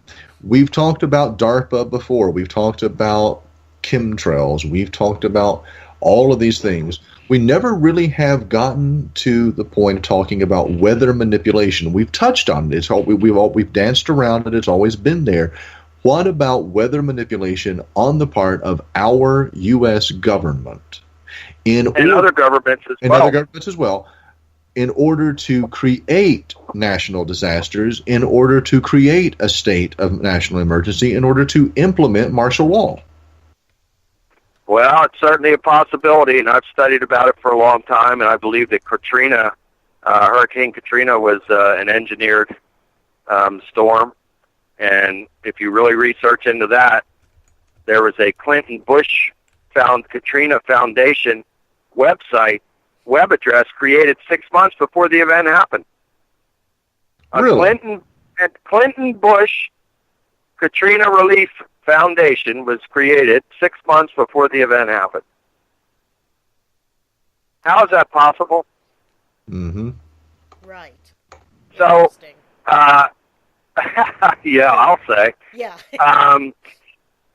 So, and with Katrina, that was a storm that people to this day, when you really research it, they go, how did that thing make that turn like that to go and strike in that way? And I mean, if you talk to meteorologists or weather experts, they're baffled by that. They don't understand how that could have possibly happened, but yet it did happen. And, with this Hurricane Harvey that hit, Houston and Galveston and all the other areas in and around the Gulf, Corpus Christi, God bless those people, and I still pray for them. And I saw something like Wendy elaborated on, that she saw it as well, that this is satellite imagery. Now, if this was real, and who knows, again, I don't know, I didn't create it, I wasn't there, I didn't see it, Right. But I saw what was on the video and what it presented, and it looked legitimate to me. Whatever that was, some sort of blip appears as the storm is advancing towards the area, and this blip appears, and there's like this horseshoe ring around it, and then all of a sudden this thing shoots into the storm like a projectile, and then when it shoots in there, it expands it out like just massively. So whatever that was just blew that storm up. Yep. Mm-hmm. Completely. Yep. So, yeah, exactly. And so it intensified that thing to, again, epic proportions. So what was it? I don't know. But if, in fact, that video is legit and that was a real object that was a projectile that went into that, my goodness. Well, if you watch on, like, even Hurricane Marie or Maria, whichever, I suppose if you were down in, like, Puerto Rico, it was Maria, but if you watch that one, there is a similar effect at one point. Oh, really? I haven't seen that yet. I'll have to check that out. Please do. Yeah. And do you know, we were on edge about that because there were projections that storm was going to strike the Carolina coast and come right up through Maryland and Eastern shores. Yeah. Yeah, so we were really on edge about that, and it missed us, praise God. But you just don't know anymore with these things, and And why are they doing this? And I've also thought, I've really thought, okay, why would this would have to be the branches of the deepest and darkest and blackest ops, in our government, and perhaps assisted by demonic entities as well that they could be working in league with. And, this all originates from HARP, which is High Active Auroral Research Program that originated in Galcona, Alaska. And now, supposedly, and I've researched it, supposedly there's 37 of those types of installations around the world. And we have the one that was originally started in Alaska, which technically is part of the United States, but the one that we have in the lower 48 is in Long Island. So there's supposedly a HARP installation in Long Island, New York, and there are these HARP installations all over the world, places like Russia and China. Russia has a bunch of them. Yep. And so I find it very interesting. I find it alarming that governments have this type of technology, and I also read that they've had this for quite a while and signed treaties and pacts that they would never use it against each other for weapons of war, which I believe those treaties and pacts were certainly thrown out the window on several occasions, just thinking about some of the major earthquakes that have hit places like Haiti and Pakistan and Mexico here. Mexico here in the past 2 weeks. Yeah, Mexico. And sure. So, you have to really think about this. And I believe that there are those, and they know who they are. I don't know who they are, but they sure know who they are, that are behind this, that are really engineering these types of events. And I just saw a video last night, and I wish if I would have been home, I would have sent it to you guys. I'm trying to think of where this was. The country of Chad, I want to say. Okay. And this video was shot yesterday evening.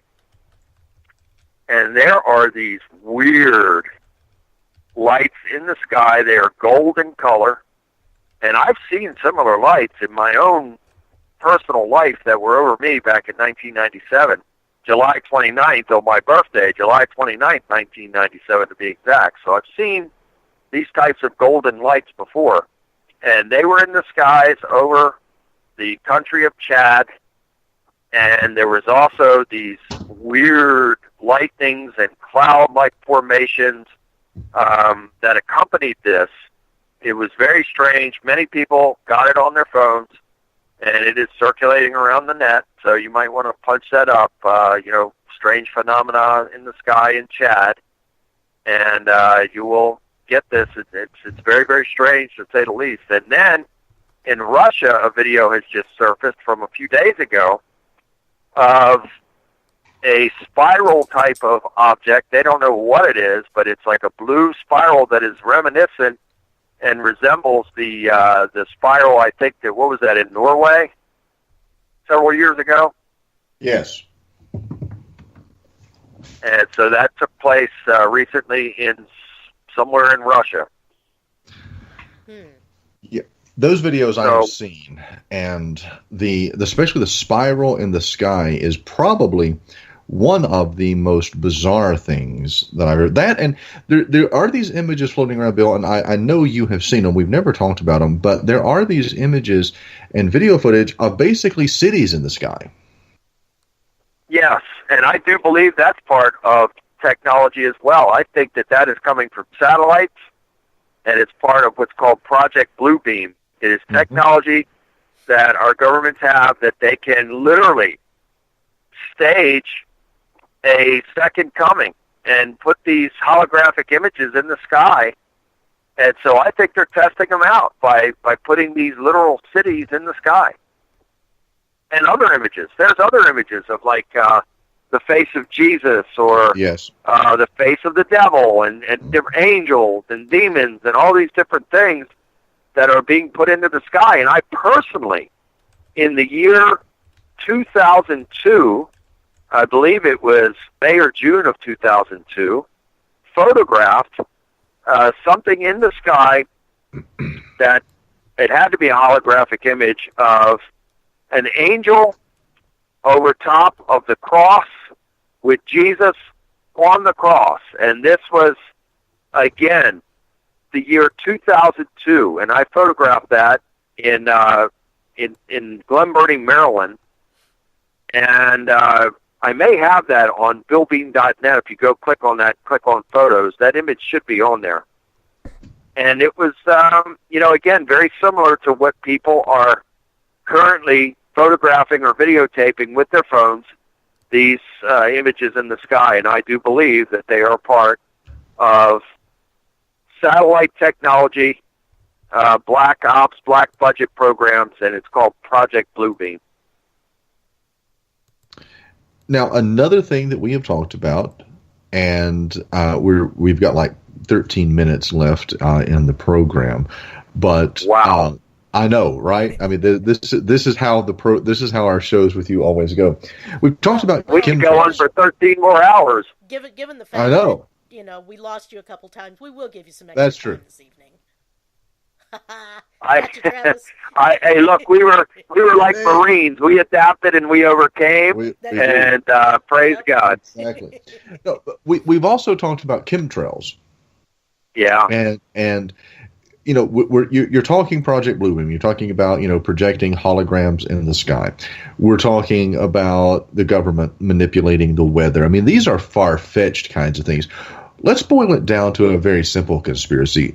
They are peppering our atmosphere with chemicals that make us see shit. It's true. I mean, we have this chemtrail stuff's been going on since 1996, and I have video footage that was examined by Major George Filer, Filer's Files. Oh, I know. How is Major George? I know Major George. He's a great man. I don't have much contact with him anymore, but he still sends me his files every week, and God bless him. And I hope to get to Medford, New Jersey to meet him someday because he's a wonderful guy. And I had sent him a piece of video footage from, I want to say, probably 1999. And this is when the UFOs were really coming over my house. I could set a camcorder up on a tripod, and they would come. And on this particular day, it was blue skies, beautiful sunny day. This object appears out of nowhere, and it had a tremendous trail behind it. And Major Filer estimated that object the speed of over 2,500 miles an hour. Wow. And it was just putting out this chemtrail like you've never seen before. The thickness was just unbelievable. So that's where it started for me with documenting it, and it's been going on ever since. And since that time, I've taken hundreds of photos and gotten tons of video from objects in the sky, whether they are planes, UFOs, or planes and UFOs, or UFOs pretending to be planes, whatever it is. It's very real, and they are spraying these things out, and people are getting sick. There are people. Look at the percentage of people now that are dying from cancer. People have stage 4 lung cancer that have never smoked a cigarette before. Exactly. Never been exposed to secondhand smoke. It is unbelievable. Now, I want to clarify something for folks who are listening. We're talking about chemtrails, CHEMTRAILs, not contrails. There's a difference. Correct. Big difference. There's a difference. Big difference. Yes. So a condensation trail is from an airplane that dissipates very, very quickly. So if you see a plane with a condensation trail behind it, that trail will be gone within seconds. A chemtrail is something that is being purposely sprayed by whomever onto not only the American people, but people all over the world. All over the world. Yes. And these things will linger in the sky for hours, and they spread out. They don't just dissipate. They spread out, and then some of those particles come down, which some of the contents include aluminum, particles of aluminum and barium, and people are breathing this in, and it's getting stuck in their lungs, and it's causing lung cancer. Mm-hmm. Among other things. I mean, lung cancer. I mean, among other things. And I don't mean to downplay lung cancer, but in many cases, lung cancer is the least of the concerns that these chemicals are causing. Yeah, it's true. It's absolute. And look, I'm not trying to scare anybody. We're not giving dialogue to put people in a fear-based, trauma-based way of thinking, because when it all comes down to it, it doesn't matter what's going on. If we have a strong relationship with God, He will get us through, and He'll make a way where there isn't a way. So I say to you, the listener, if you are distressed or troubled by what we're talking about here, I want you to take it to God. And I want you to establish a personal relationship with God. And if you could do that, then God will always protect us from all harm, and He'll make a way where there isn't a way, and just remain faithful. And whatever happens in this world, God is with us and God is for us. Absolutely. Absolutely. Now, Bill, what is going on with your ministry? Now, you're upstate Pennsylvania near the Poconos. You're doing deliverances. And I have to say, and we've never talked about this on the show, but you actually did a deliverance for me about a year ago, myself. You and I were on the phone. Praise God. We praise really God. Did. Just a massive amount of negative energy that had attached itself to me over the years, and so I know in my life, and I say this with the utmost conviction and straight face, and I joke on here a lot, and I say a lot of things, but with the utmost conviction that my life and my spiritual mentality, my emotional mentality, my psychological mentality, everything improved after that. You've been working with people all over the country. I mean, that's been one of the problems of getting you on the show. Is we never know where you're going to be. We just never know. There needs to be a Bill Bean app so that we can actually track you. I'm not talking. Yeah, that's probably good. I'm not talking a Mark of the Beast kind of thing, but just an app. Just yeah. Just and this is so crazy, because I was supposed to be in Miami. I was actually supposed to be in Miami yesterday. And it got canceled, and then I end up here today, So I had no intentions of being here. I thought I was going to be in Miami, and that's how quickly it changed. And so I praise God because I was certainly needed to be here. So I praise God for it. And I also praise God for working through me to perform that deliverance for you, Travis. And we're very thankful for that. And, for anybody who doubts the power of God, hey, try it for yourself and see if His power isn't real, because it is. And God can make miracles to happen, literal miracles, and He's done it for me so many times in my life. I can never thank Him and praise Him enough for that. So His will be done, and I totally trust in Him, and I'll continue to keep on keeping on as long as He will have me to do this. And, I've had another idea. I don't know how I could possibly fit it in with my busy schedule now, but I'm very concerned about what's taking place in our country. I'm fuming mad at these NFL players that are taking the knee for the national anthem. And I said in a post, which I made a lengthy Facebook post about this, expressing my concerns over it, I would love to be able to somehow form these town hall meetings all over America to where we get the people interacting with each other in their own communities, to where we can have people have an open and honest dialogue and express and vent, and then come together community by community, town by town, city by city, state by state, until we reach the ultimate goal of bringing everybody together and restoring order to our country and moving forward together for the greater good of everyone.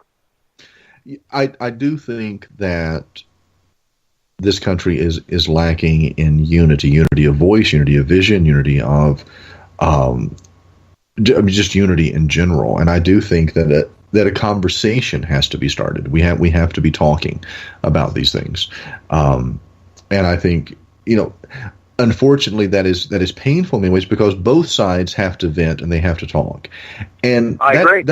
That is going to bring up there is going to be hurt, there is going to be anger, there's going to be, but those are things. It's like any type of relationship. If you're in a marriage, you're dating, and you go to couples counseling, one of the first things you have to do in couples counseling is everybody has to say what's on their mind in a neutral setting with an objective third party who's there that says, okay, you get if it's an hour-long session, you get 25 minutes, you get 25 minutes, the last 10 minutes we're going to talk about how this affects the dynamic.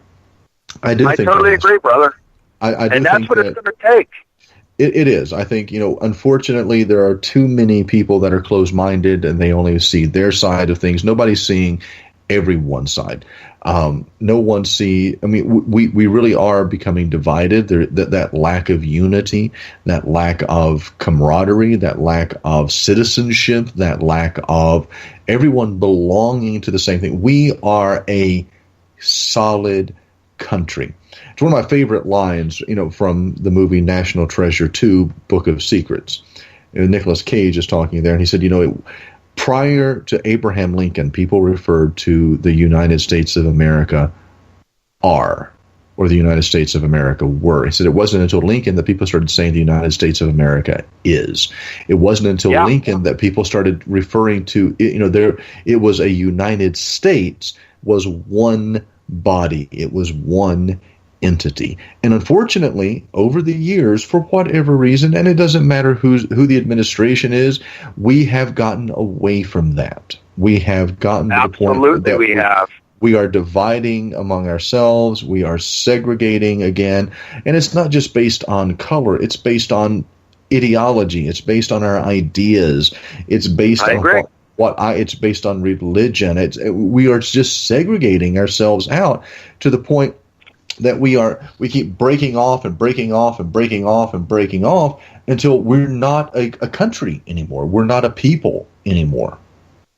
And that certainly is the agenda. And the devil is behind this, and the devil is in the details once again for this, because divided, we will be destroyed and conquered. So united, we are strong. And the devil knows this. And those who do the devil's bidding know this. But divided, we can be conquered. So this is why I say it is very, very important for people to take a step back, take a deep breath, and say, okay, now let's go to work. Let's work together on this, on these issues, and let's try and fix this so we can move forward together. And I certainly am willing to do my part and work shoulder to shoulder with anybody and everybody and try and get people united to move forward so we can move past all of this division, which could put us in dire straits. I mean, it wouldn't take a whole lot more to create a civil war here. I mean, and I don't say that lightly. I'm very, very concerned about that. You're absolutely right. I have said this over and over again. There are two things that I was going to say real quickly. I have said, looking back, Charles Manson just popped up. Actually, one of his followers just popped up in the media again because she was released on parole. And I can't remember which it was. Leslie Van Houten, I think it was. Yes. Manson had as one of his main goals to start a race war and a racial divide. He never said how long it was going to take. Yep. He never said how long it was going to take to see that race war. I honestly think that Manson is sitting back right now in his cell laughing. I'm sure he is. And again, this is part of a larger puzzle, Travis. This goes so deep. I mean, this is a massive social experiment that started probably in the late 50s, and it's now coming into fruition of the devil wanting this type of division. You're right. Charles Manson had this vision, and he's probably laughing right now. He is.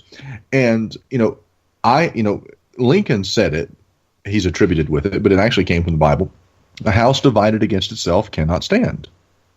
True. If you have division in an organization, I don't care if it's a college, I don't care if it's a business, I don't care if it's a home, I don't care if it's a country. If there is division, it cannot stand. It will not be able to survive. It will not be able to. And then one of the things that I go back to when people start talking about race and they start talking about sex and they start talking about all, the Apostle Paul, I think, probably said it best. In God, there is neither male nor female, bond or free, Jew or Gentile. Now, those statements don't mean a whole lot to us today taken in that context. But if we break that down, what that means is male nor female, that's gender. God doesn't see you as a man or a woman. God sees you as a spirit. He sees you as a spiritual being. Number two, bond or free. That's socioeconomic status. God doesn't see you as free. God doesn't see you as a slave. God doesn't see you as an owner. God doesn't see that.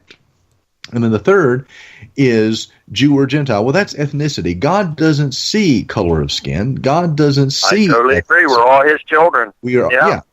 None of those things matter in the eyes of God. Those things only matter in our eyes. That is how we create boundaries and segregation, and we create hierarchy I totally agree. and importance.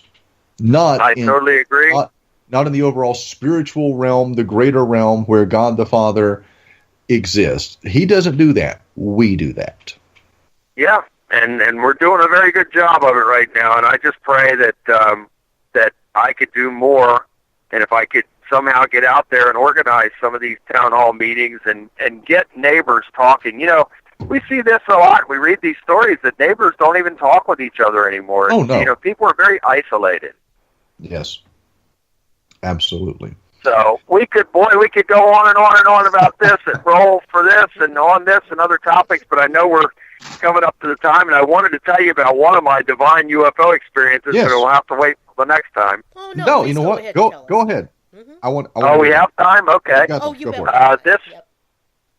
this took place in, again, I want to say probably March of 1999, and I was in my backyard, and it was a spectacularly beautiful day. Not a cloud in the sky, and I recall having the video recorder, camcorder on a tripod, and it was rolling, and I was standing to the right of the camera, not on camera, standing off camera to the right, and I recall looking up to the northern part of the sky where the camera was facing.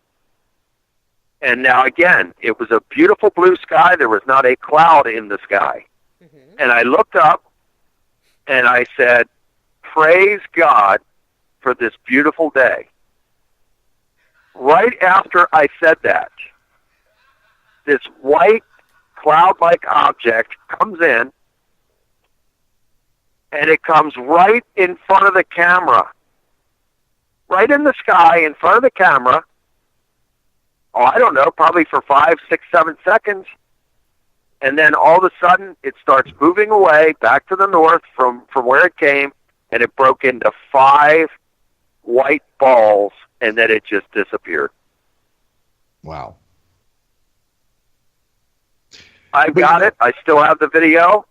What I need to do is really go back, and that was all recorded on VHS video, and I really need to transfer that over to disc so I could post some of that and share with people. Oh, absolutely, yeah. Yeah. Then that's terrifying. It was just, and again, at the time, I didn't know it because I didn't see anything. I'm looking in the sky. I said, praise God for such a beautiful day. I look in the sky. I don't see anything at all. But yet when I reviewed the footage, this thing came in right in front of my face, and I never saw it. But yet the recorder, the camcorder picked it up, and just I was astounded. Well, you know, it's funny that you mentioned the clouds because, you know, throughout the scriptures, there are references to clouds doing things, leading people, appearing on tops of mountains. Absolutely.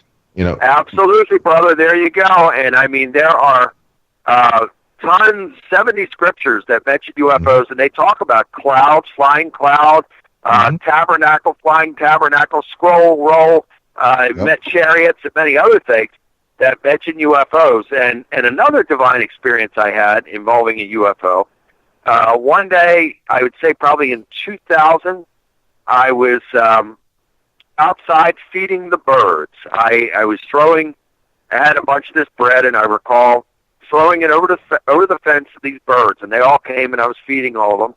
All of a sudden, out of the sky, it shot right down. It was like this golden halo type of object, and it came right down, and I saw it. I mean, it was coming right down on top of me, and then it went right back up. I'll never forget it.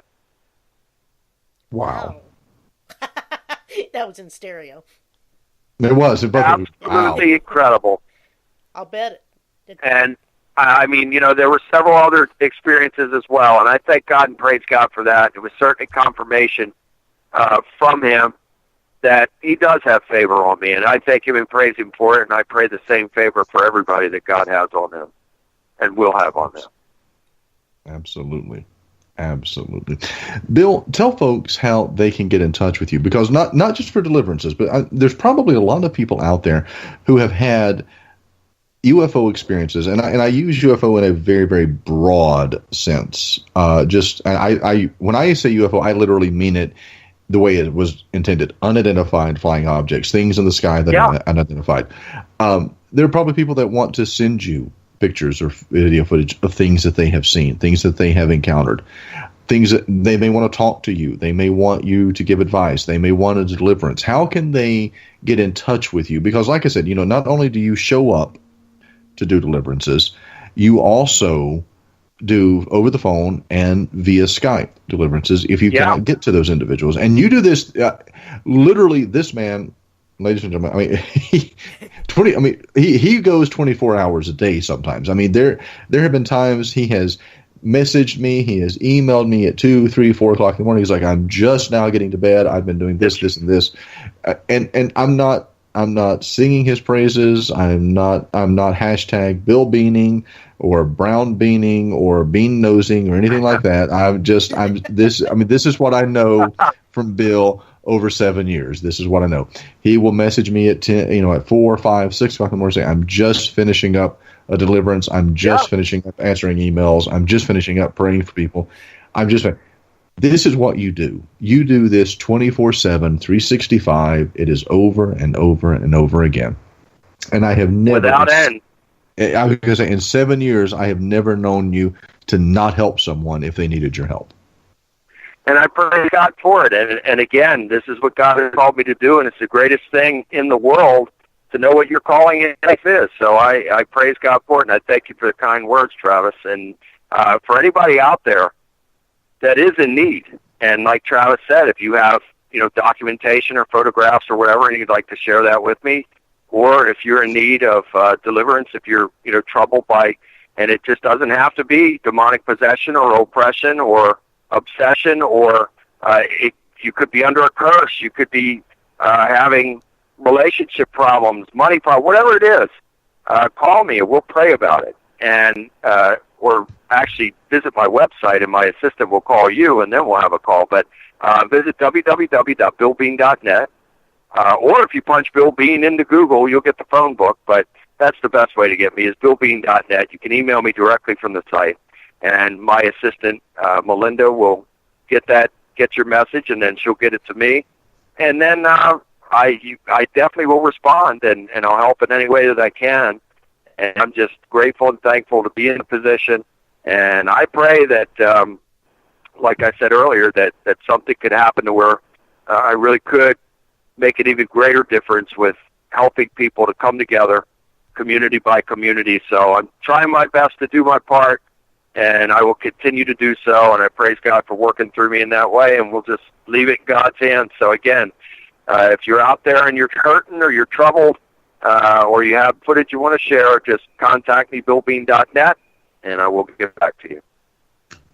Bill, thank you so much for being on the show again. We will have you back.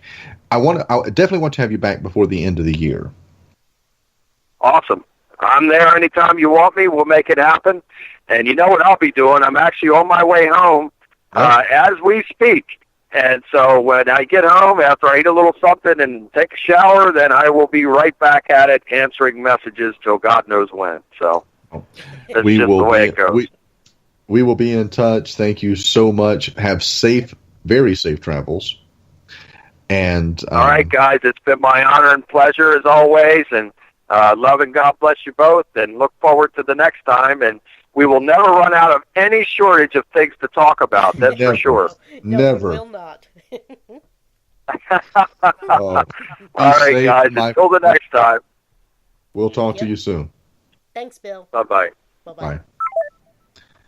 All righty. Another great talk with Bill.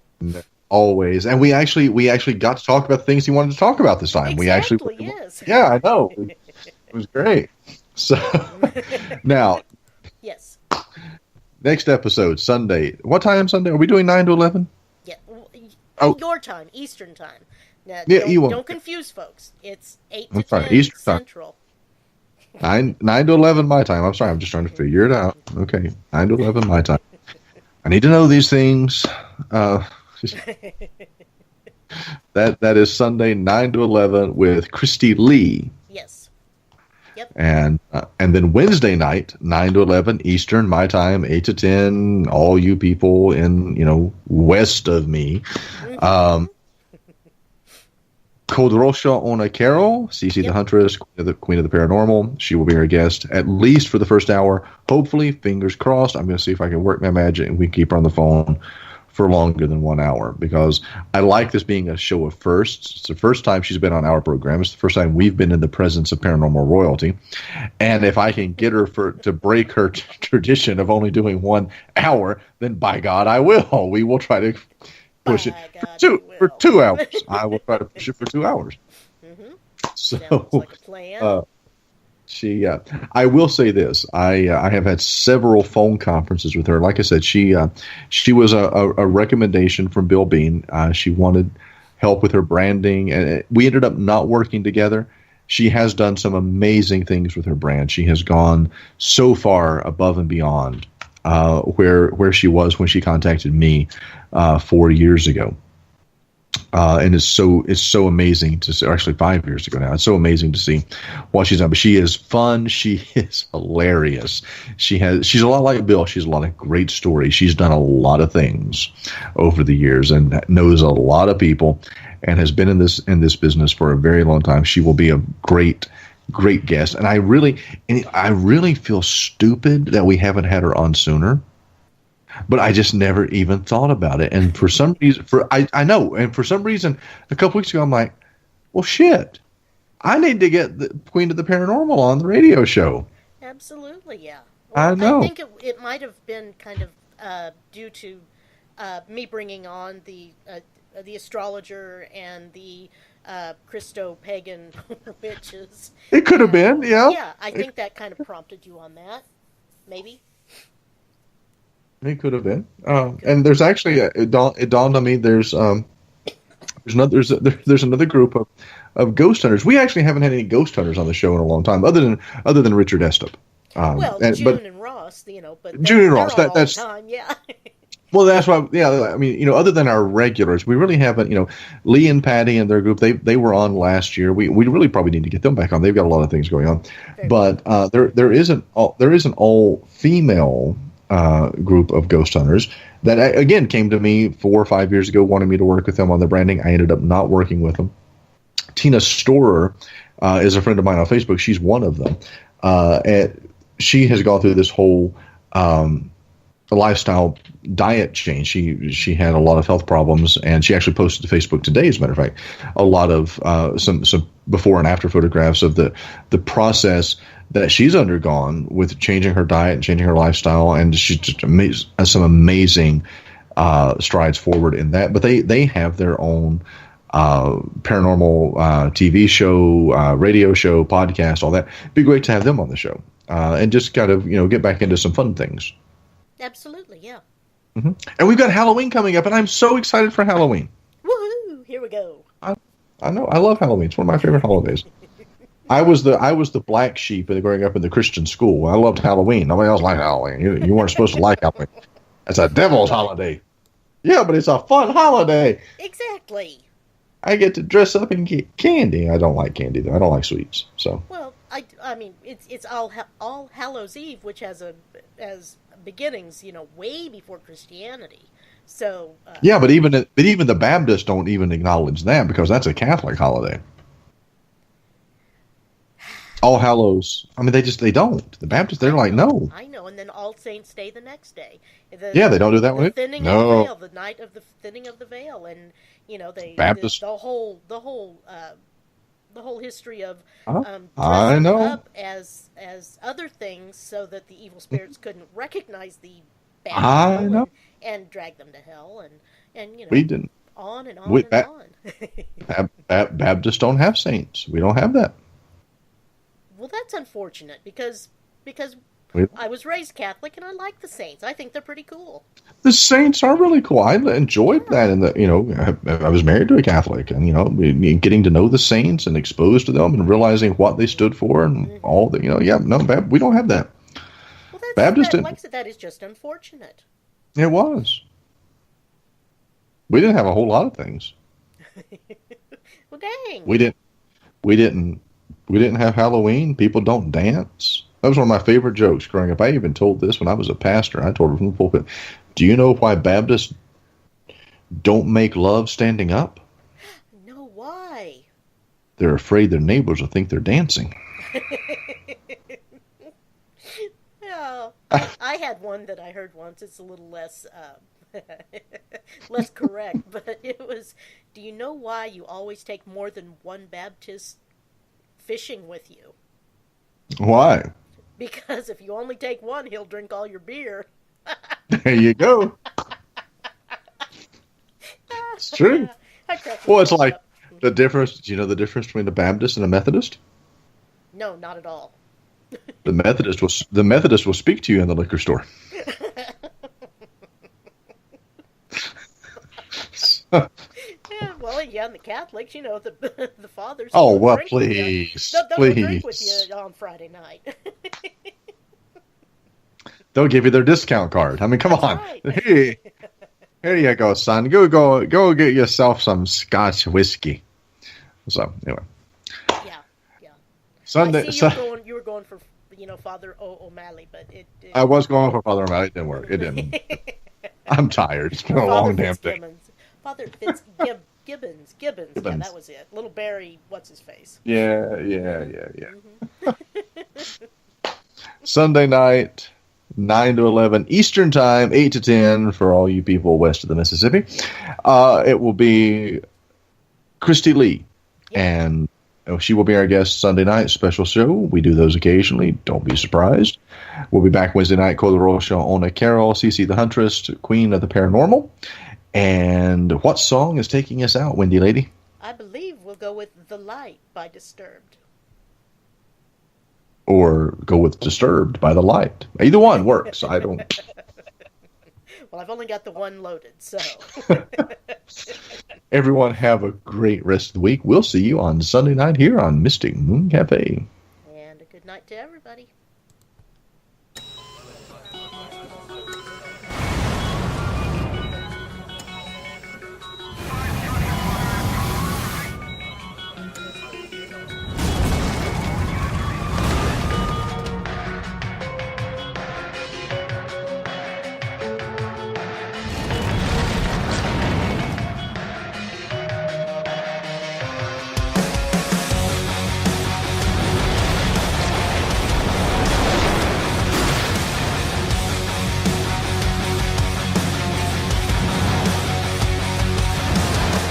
Like an unsung melody, the truth is waiting there for you to find it. It's not a blight but a remedy, a clear reminder of how it began. Deep inside your memory, you turned away as you struggled to find it. You heard it call as you walked away, a voice will come from within the silence, and for what seemed an eternity, you waited and hoping it would call out again. In the shadow beckoning, then your fears seem to keep you blinded, and you're gone as you walked away. When you think of this forsaken, listen to me now. You need never feel broken again. Sometimes darkness can show you the light.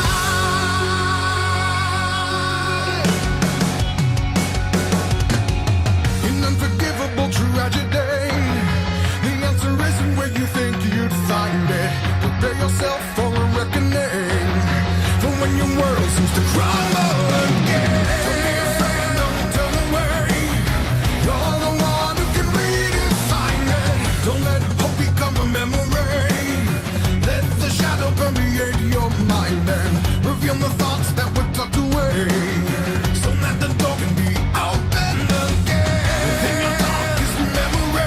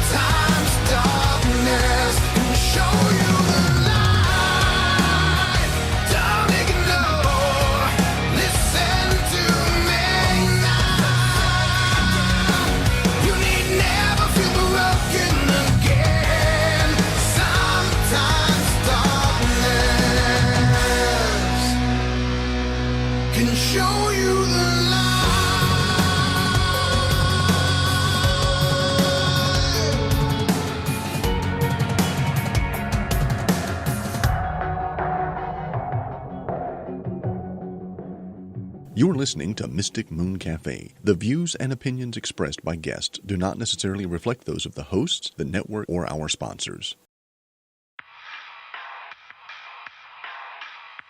Beginning on September 26th, internationally recognized author and life coach, Coach Judy Romanoff, will host a 15-minute segment twice a month on Crimson Cloak Publishing Radio.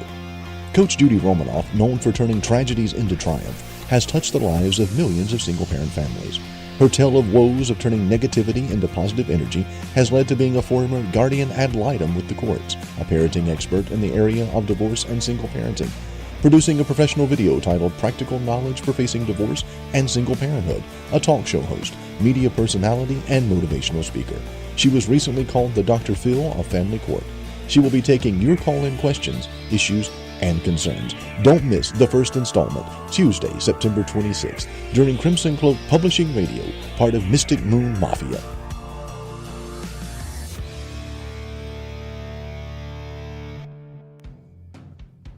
Thank you for joining us tonight. You've been listening to Mystic Moon Cafe. Join us every Wednesday from 9 to 11 p.m. Eastern. Be sure to like us on Facebook and follow us on Twitter. On behalf of Wendy Schindler, this is Travis Short saying have a great rest of your week.